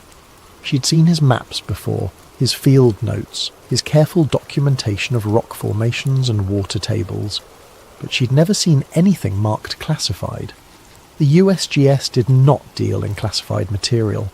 They mapped the Earth's surface. They studied earthquakes and volcanoes. They published their findings for other scientists to review. So why would her grandfather have a sealed envelope marked with government classification warnings? She broke the seal. Inside were 3 items. The first was a hand-drawn topographic map of Mount Shasta, rendered with the kind of precision that came from decades of professional cartography. The mountain's familiar silhouette was marked with contour lines, drainage patterns, and geological features. But there was something else. On the eastern side of the mountain, below the tree line, A location was marked with a red X and labelled in small, urgent letters, Addit 7, closed 1934. The second item was a series of photographs, black and white, badly faded. They showed the interior of what looked like a tunnel or cave. The walls appeared smooth, too smooth for natural rock formations. In one photograph, a hand was pressed against the wall for scale. The texture looked almost metallic, reflective in the harsh light of the camera flash. The third item was a handwritten note on a torn piece of paper. The mountain is hollow in the wrong places. They found something in 1934. We sealed it, but it wakes. Lila read the note 3 times, trying to make sense of it. Harold's handwriting, no question. But the words felt wrong, almost panicked. Harold had been a scientist, rational to his core. He did not write about mountains waking or hollow spaces in wrong places. He wrote about basalt layers and glacial movements and tectonic activity. She was still holding the note when she heard the vehicles pull up outside. 2 black SUVs parked in front of Harold's house. 4 men in dark suits emerged, moving with the kind of coordinated efficiency that suggested military or federal training. Lila watched from the window as they approached the front door. No badges visible, no agency identification. Just 4 men who knocked once, firmly, and then waited. She opened the door. "Miss Finnerty?" The man hissed. Front was tall, late 40s, with a face that gave away nothing. "We're here to collect materials related to your grandfather's work with the United States Geological Survey. It's standard procedure when a former employee with security clearance passes away." "Security clearance?" Lila kept her voice steady. "My grandfather was a cartographer. He mapped mountains." Nevertheless, the man's expression did not change. "We need to collect his notebooks, maps, and any documents related to his survey work. It will only take a few minutes." They were inside before she could protest. They moved through Harold's house like they had done this before, opening drawers, checking shelves, moving with practiced efficiency. They took his notebooks. They took his old survey equipment. They took boxes of papers from the garage that Lila had not even opened yet. The tall man noticed her watching. "This is routine, Miss Finnerty. Nothing to be concerned about." "Then why do you need his old maps?" "Government property. Technically, any work he did while employed by the USGS belongs to the federal government. We're just reclaiming what's ours." They were gone in less than 20 minutes. Lila stood in the now ransacked house, feeling like she had just been robbed by her own government. But they had not found the envelope. It was still in her jacket pocket, pressed against her chest like a secret heartbeat. That night she spread the map and photographs across her kitchen table and began to research. If someone wanted Harold's materials badly enough to confiscate them within days of his death, then those materials contained something worth hiding. She was going to find out what. The real history, they tell us, Mount Shasta has always been a mountain wrapped in mystery. For the indigenous Karuk, Shasta and Modoc peoples, it was a sacred place, home to the Great Spirit. White settlers arriving in the mid-1800s found themselves equally drawn to the mountain's imposing presence, and soon stories began circulating about what might lie beneath its snow-covered slopes. The Lemurian legend emerged in the late 1880s. According to the story, survivors of a lost continent called Lemuria, similar to Atlantis, had fled to Mount Shasta and established an underground city called Telos. These tall, white-robed figures would occasionally emerge to purchase supplies in nearby towns, paying with gold nuggets of unusual purity. In August of 1884, the San Francisco Chronicle published an account from a prospector named J.C. Brown, who claimed to have discovered an underground city carved into the mountain, complete with gold shields, hieroglyphs, and mummified remains of beings over 8 feet tall. The story captivated readers, though Brown mysteriously vanished before he could lead an expedition back to the site. By 1904, the legend had solidified with the publication of A Dweller on Two Planets, written by Frederick Spencer Oliver. The book described advanced beings living beneath Shasta, possessing technology far beyond human capability. It became a foundational text for the New Age movement and cemented Mount Shasta's reputation as a centre of mystical activity. But here is what the legends do not tell you. Here is the part that gets buried beneath the folklore and the New Age tourism. The United States Geological Survey began heavily mapping Mount Shasta in 1925. Teams of surveyors spent months in the field, documenting every ridge, every canyon, every geological formation. They returned in 1932 for more detailed work, and then again in 1934. Something happened during that 1934 survey. The official records are sparse, almost deliberately vague. A USGS team led by a geologist named Thomas Eldridge was conducting cave surveys on the eastern face of the mountain when they disappeared for 48 hours. When they finally emerged, their report mentioned disorientation and strange acoustics inside the cavern system. They noted that sounds echoed in ways that seemed impossible given the cave's dimensions, and they experienced unusual equipment malfunctions that they could not explain. The report was filed and then seemingly forgotten, except the surveying tunnels, designated Adit 1 through Adit 9, were all quietly sealed within months. The official reason given was structural instability and risk of collapse. No further surveys were conducted in that region for over 20 years. Then there was the aerial incident of 1945. During post-war mapping missions, United States Army Air Force pilots were conducting photographic surveys of the West Coast. One pilot, Lieutenant Marcus Webb, documented an unusual observation in his flight log. While circling the south face of Mount Shasta, he noted what appeared to be an opening in the rock face that reflected light in a metallic manner. He circled back for a second pass and took additional photographs. The photographs exist. They are part of the official military archive. But the official explanation given was ice reflection, a play of light on glacial formations. The opening Lieutenant Webb documented does not appear on any current geological survey.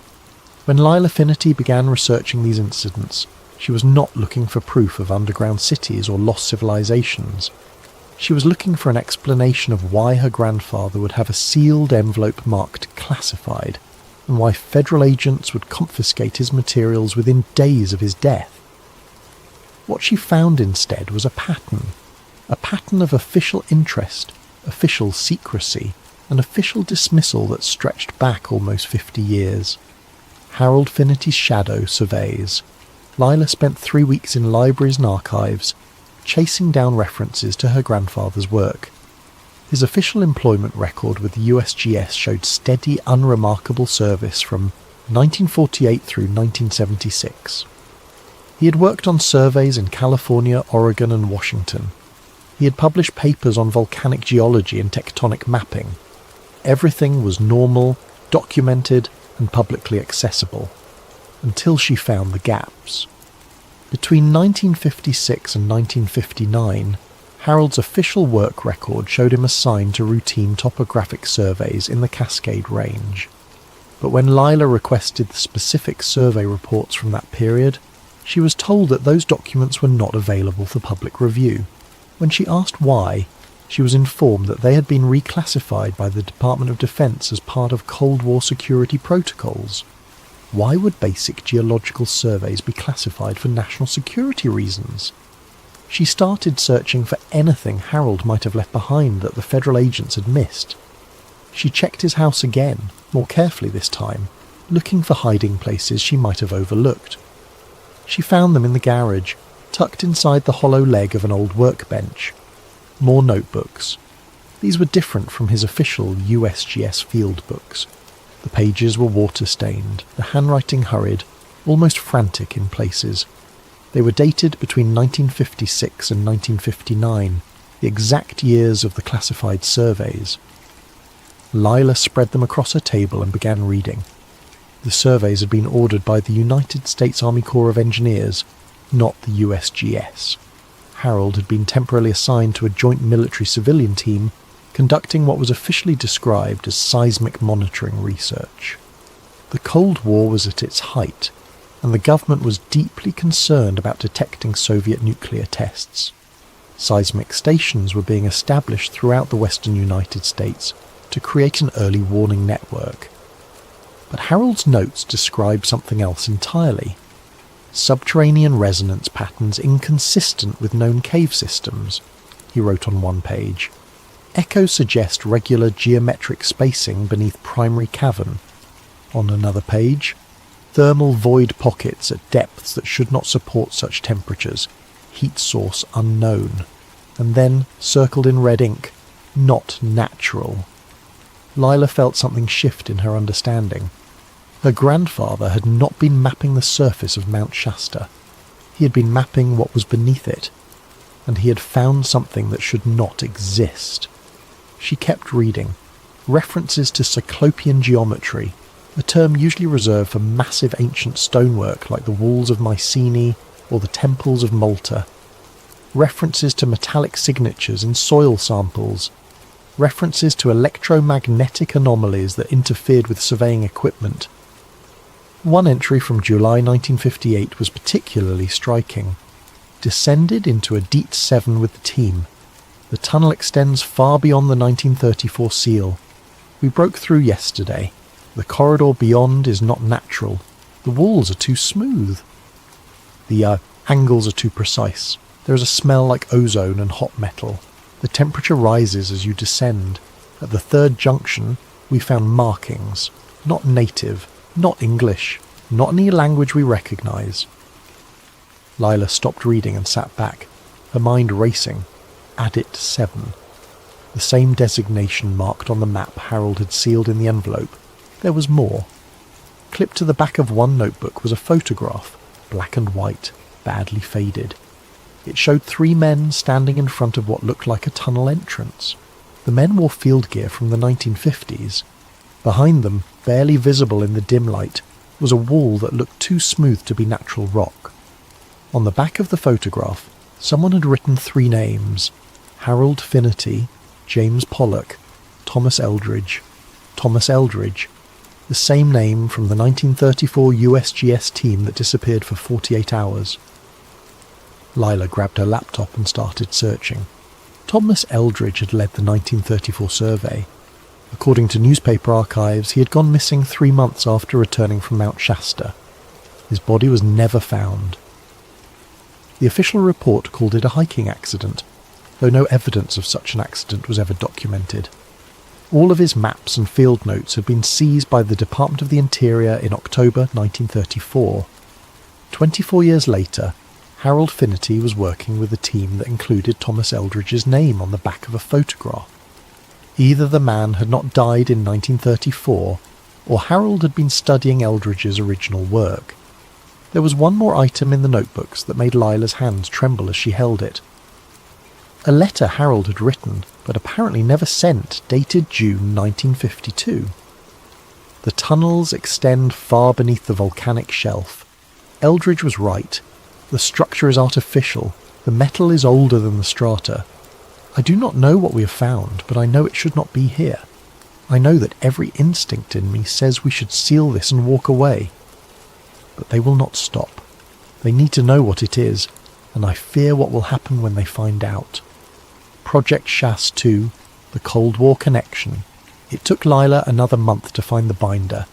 She discovered it in a storage unit Harold had rented under a false name, a detail she only uncovered because he had kept the key taped under the drawer of an old filing cabinet.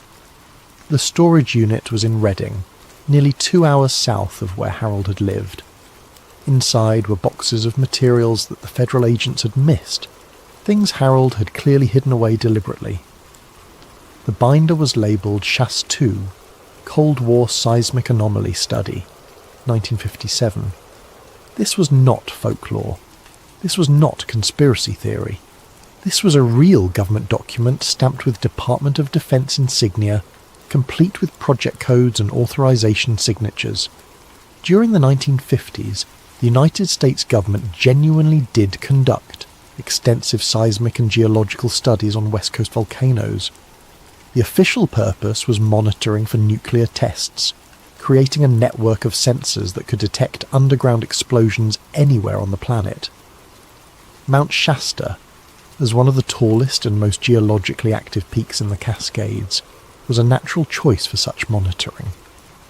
But the Shasta binder contained information that went far beyond seismic monitoring. The first section documented equipment malfunctions in the Shasta region, magnetometers going haywire, seismographs recording vibrations that did not match any known geological activity, radio interference so severe that teams had to communicate using written notes because their walkie-talkies produced only static. The second section was titled Structural Analysis. Here, the language became more technical and more disturbing. Engineers described finding echo patterns that suggested large hollow spaces deep beneath the mountain, spaces that did not match known cave systems. The geometry was wrong. Natural caves form along fracture lines and water channels, creating irregular organic patterns. The spaces beneath Shasta formed regular geometric shapes. One page was marked with a red stamp, structural echoes unlike caves. Another page, metallic signature below basalt layers, and then, circled in black ink, do not breach. Layer 5, Layer 5. Lila flipped through the binder, looking for any reference to what Layer 5 might be. She found it near the back, in a section marked Recommendations. The language was bureaucratic, carefully neutral, but the message was clear. Further excavation beyond Layer 4 is not recommended. Preliminary analysis suggests that Layer 5 contains the primary anomaly source. Equipment failures increase significantly at depths below 1200 meters. Structural integrity of surrounding rock questionable. Team safety cannot be guaranteed. Translation: they found something deep in the mountain, and they were afraid to dig any deeper. The final item in the binder made Lila question everything she thought she understood about her government's relationship with the truth. It was a transcript, dated March 1971. The header read, Remote Viewing Session, Subject, Anomalous Geological Formation. Location, Northern California. Remote viewing. The CIA program that trained psychics to spy on Soviet installations by projecting their consciousness across space. Lila knew about Project Stargate. It had been declassified in the mid-1990s, revealed to the public as one of the strange artifacts of Cold War paranoia. The program officially began in 1972, but this transcript was dated 1971, a year before Stargate supposedly started. The transcript was formatted like an interview. Handler: please describe what you perceive at the target location. Viewer: 12. I see stone. No, not stone. Metal. It looks like metal but old. Very old. Covered in stone. Handler: can you describe the shape? Viewer: 12. A chamber. Big. The walls curve up like a dome. There are patterns on the metal. Symbols maybe. I cannot read them. Handler: where is this chamber located? Viewer: 12. Under snow. A tall mountain. North of Reading. Very deep. It is cold there, but the chamber is warm. There is something in the centre. It glows faintly. Handler: what is in the centre? Viewer: 12. I do not want to look at it. It feels wrong, like it is watching me even though I am not really there. Handler: please continue. Viewer: 12. A sphere, silver or grey. It sits on a pedestal. The pedestal is not human. The proportions are wrong. Everything about this place feels wrong. Whoever built this was not human. Handler: you're safe. The target cannot harm you. Continue. Viewer: 12. There are handprints on the wall near the entrance, pressed into the metal when it was soft. 5 fingers on the left hand, 6 fingers on the right. They are not human hands. The transcript ended there, stamped with a code. Session terminated. Viewer distress. Lila sat in the storage unit for a long time, holding the transcript in her hands. This was not legend. This was not folklore passed down through generations of New Age believers. This was a classified government document describing something beneath Mount Shasta that should not exist. Her grandfather had been part of the team that found it, and now she needed to find it herself. Finding Adit 7. Lila spent 2 months preparing. She was not a mountaineer, not a splunker, not trained for underground exploration. But she was Harold Finnerty's granddaughter, and she inherited his stubbornness along with his curiosity. She bought equipment, she studied maps, she read everything she could find about the eastern face of Mount Shasta, the McCloud region, the Mud Creek drainage area, and Dilla Canyon.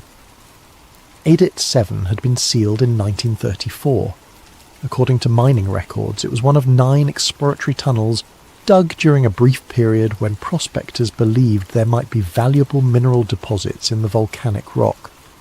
The tunnels had been abandoned when no significant ore was found, and most had collapsed or been deliberately sealed due to safety concerns. But Harold's map showed that Adit 7 went deeper than the official records indicated. Much deeper. Lila drove to Mount Shasta in late October, when the tourist season had ended and the backcountry roads were mostly empty. She parked her truck near the old McCloud logging road and hiked in, carrying 60 pounds of gear on her back. The entrance to Adit 7 was supposed to be at roughly 8,000 feet elevation, hidden in a fold of rock near the tree line. It took her 3 days of searching to find it. The entrance had been buried under a rock slide, probably deliberately. Someone had piled stones across the opening and planted brush to hide it from casual hikers, but erosion had created a small gap at the top, just wide enough for a person to squeeze through if they were determined enough. Lila was determined enough. She wriggled through the gap, her headlamp cutting a narrow beam into the darkness beyond. The air inside was cold and dry, smelling of dust and stone. The tunnel stretched ahead, carved through volcanic rock, the walls rough and irregular. This was consistent with the mining tunnels from the 1930s, hand-drilled and blasted by men looking for gold or silver. She followed the tunnel down, descending into the mountain.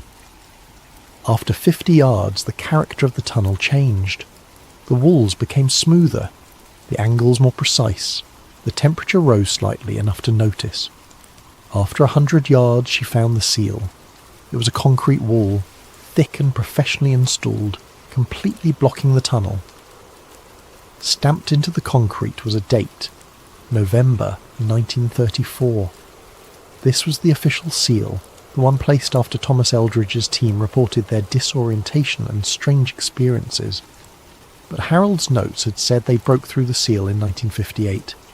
She examined the concrete wall carefully, running her hands over the surface, and then she found it. A crack, barely visible, running from floor to ceiling along the left side.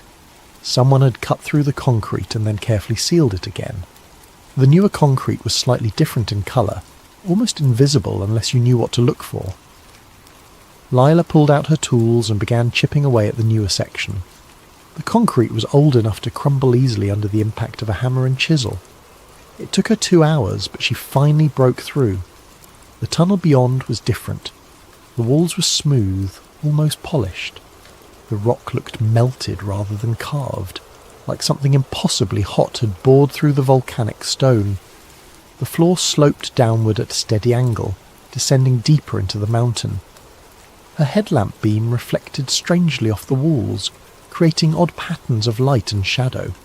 She walked for what felt like an hour, though her watch said only 20 minutes had passed. Time felt wrong down here. Sounds felt wrong too. Her footsteps echoed in ways that made no sense, sometimes loud, sometimes barely audible, as if the tunnel itself was changing its acoustic properties. The temperature continued to rise. By the time she reached the junction, it was uncomfortably warm, like being in a greenhouse on a summer day. She checked her thermometer. 85 degrees. That made no sense. She was deep inside a mountain that had snow on its peaks. It should be near freezing, not warm enough to make her sweat. The junction split into 3 passages. The centre passage was marked with a cairn of stones deliberately placed. Someone before her had marked the way. Harold? Thomas Eldridge? She did not know. She followed the centre passage. The walls here were not stone. They were metal. Smooth grey metal that looked old beyond measure, tarnished but not rusted. She reached out to touch it, and the surface was warm, almost body temperature. Patterns were etched into the metal, repeating geometric designs that looked almost like writing but followed no linguistic structure she recognised. This was what Harold had meant. This was what should not be here. Metal walls inside a volcanic mountain, warm to the touch, covered in symbols that predated any known language. She kept walking, and the tunnel opened into a vast chamber. The chamber beneath the mountain. The chamber was enormous. Lila's headlamp beam could not reach the far wall. The ceiling curved upward into a dome, just like Viewer 12 had described in the remote viewing transcript. The floor was made of the same grey metal, smooth and slightly warm beneath her boots. She pulled out a flashlight, a heavy-duty spotlight she had bought specifically for this expedition, and switched it on. The beam swept across the chamber, revealing its true size. It was easily 200 feet across, maybe more. The metal floor was inscribed with concentric circles, radiating outward from a central pedestal. Lila walked toward the centre, her footsteps echoing strangely in the vast space. The acoustics were wrong, just like the USGS report from 1934 had noted. Some sounds echoed loudly, bouncing off the curved walls. Other sounds were absorbed, deadened, as if the chamber itself was selectively filtering noise. Near the wall she found what the remote viewer had described. Handprints pressed into the metal, fossilised in whatever substance had been soft enough to take an impression before it hardened. The left hand had 5 fingers, the right hand had 6. The proportions were close to human, but not quite right. The fingers were longer, the palm narrower. Whoever had built this place was not human. Or if they were human in a way that predated everything anthropologists thought they knew about human evolution. The pedestal in the centre of the chamber rose about 4 feet from the floor. It was made of the same metal as everything else, but the surface was covered in more intricate patterns, symbols layered upon symbols in a way that suggested deep meaning if only you could read the language. On top of the pedestal sat a sphere. It was roughly the size of a basketball, perfectly smooth, made of metal that looked silver in her flashlight beam. The surface was covered in tiny inscriptions, spiralling around the sphere in lines so fine they were almost invisible. As Lila approached, she felt something shift in the air around her. A vibration, barely perceptible, like standing next to high-voltage power lines. This was the artefact Harold had sketched in his notebooks. This was what the government had sealed behind concrete and bureaucratic silence for nearly 50 years. Near the base of the pedestal, someone had left a metal plaque. The plaque was newer than the chamber, maybe from the 1950s based on the style of the lettering. It read, "Eldridge found the heart. We were never meant to open it." Lila stood there for a long time staring at the sphere. Every instinct told her not to touch it. The warnings in Harold's notes, the government's desperate attempts to seal this place, the plaque left by someone who clearly feared what they had discovered, all of it screamed danger. But she had come this far. She had broken through the seals. She had descended into the mountain. She needed to understand what this thing was. She reached out and touched the sphere. For a moment nothing happened. The metal was warm, warmer than the air around it, and the surface felt slightly rough, like fine sandpaper. Then the inscriptions began to glow. Faint blue light traced the spiral patterns, spreading from where her hand made contact outward, across the entire surface of the sphere. The vibration in the air intensified. Lila pulled her hand back, but the glow continued, growing brighter. The chamber itself seemed to respond, the walls humming with a low frequency that she felt in her chest more than heard with her ears. She checked her thermal reader. The temperature had spiked. The sphere was now registering at over 200 degrees, though it had not felt that hot when she touched it. The floor beneath the pedestal was glowing faintly, lines of light spreading outward along the concentric circles. Something beneath the chamber was waking up. Lila backed away from the pedestal, her heart hammering. This was not an artifact. This was not a relic of a dead civilization.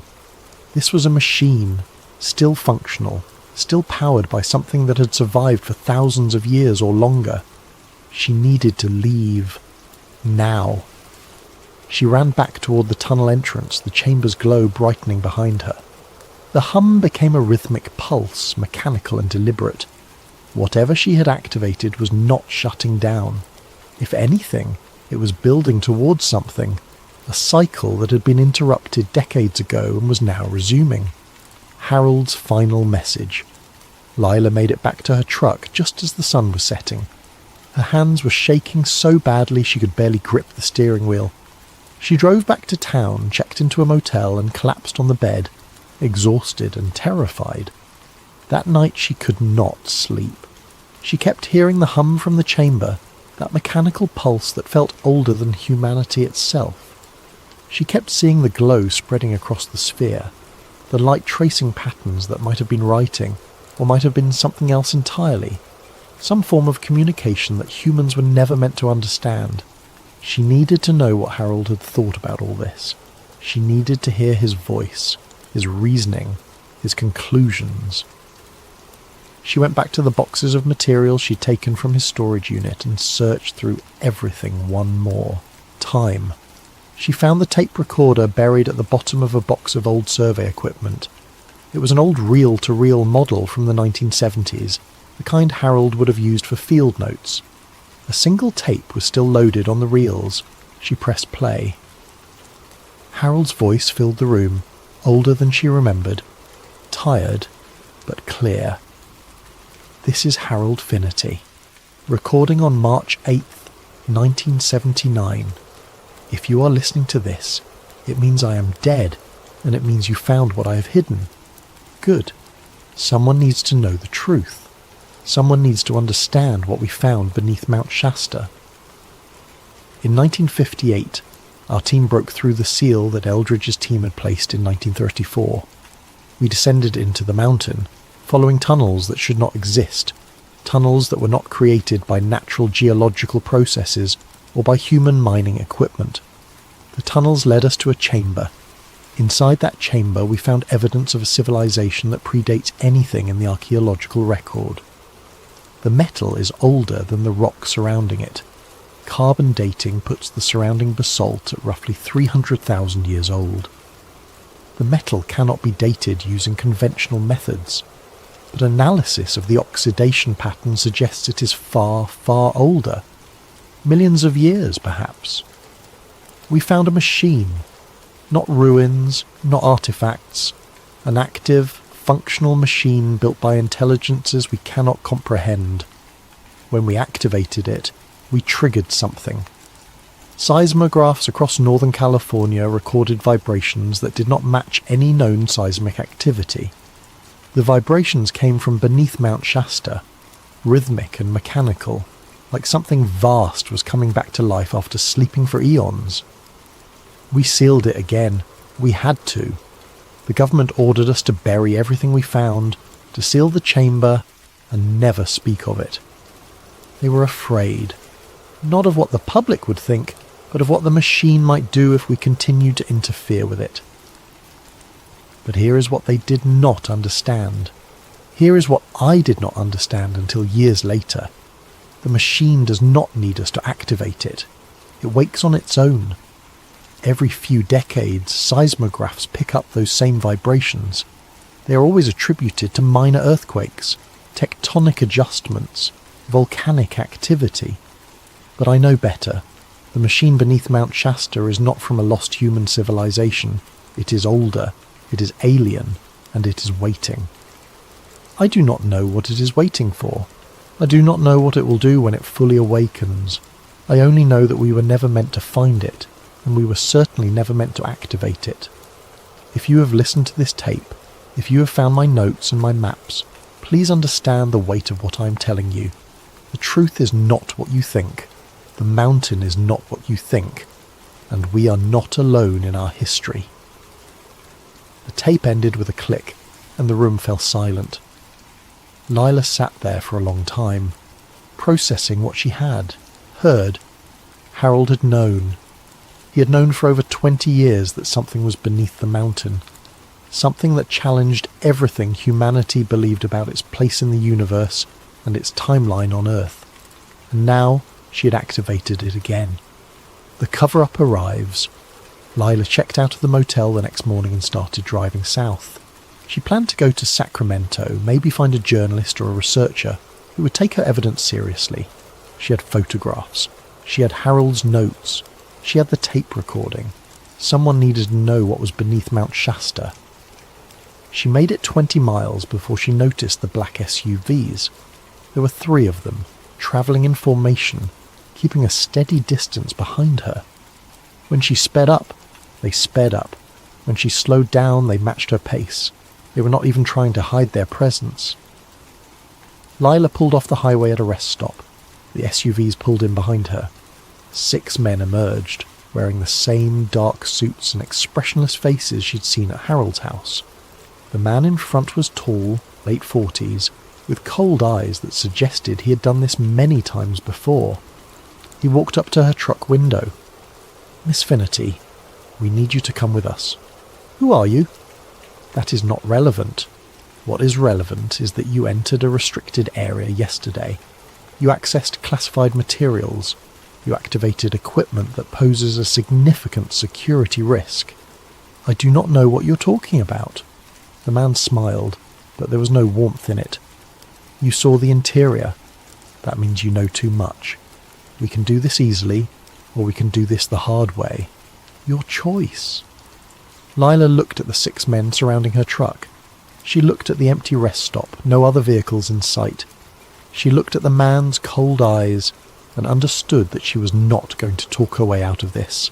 She needed to run. She started the truck, gunned the engine, and drove straight at the man in front of her. He dove aside and she swerved around the SUVs, accelerating back onto the highway. Behind her, the SUVs scrambled to follow. She drove fast, faster than she'd ever driven, weaving through traffic, taking exits at random, trying to lose them in the maze of back roads.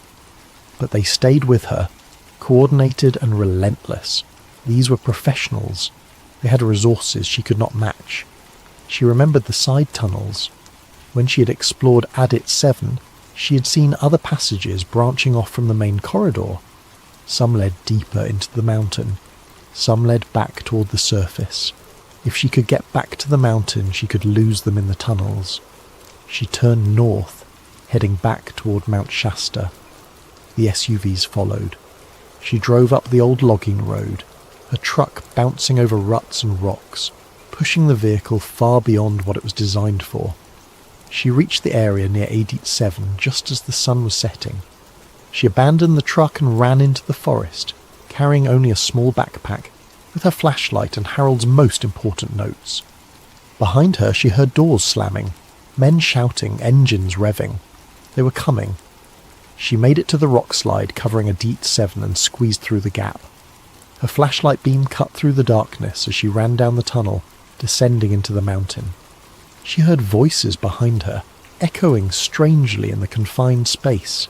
She ran past the broken seal, past the junction, into the smooth metal corridors that should not exist.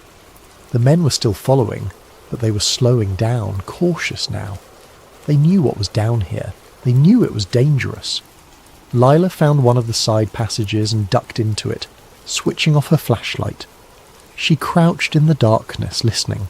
Footsteps echoed past her hiding spot, moving toward the central chamber. Radio static crackled, voices speaking in clipped military jargon. She waited in the darkness for what felt like hours. Eventually the footsteps retreated. The voices faded. She was alone again, deep inside Mount Shasta, surrounded by metal walls that hummed with ancient power. She found another passage that led upward, following the natural slope of the mountain.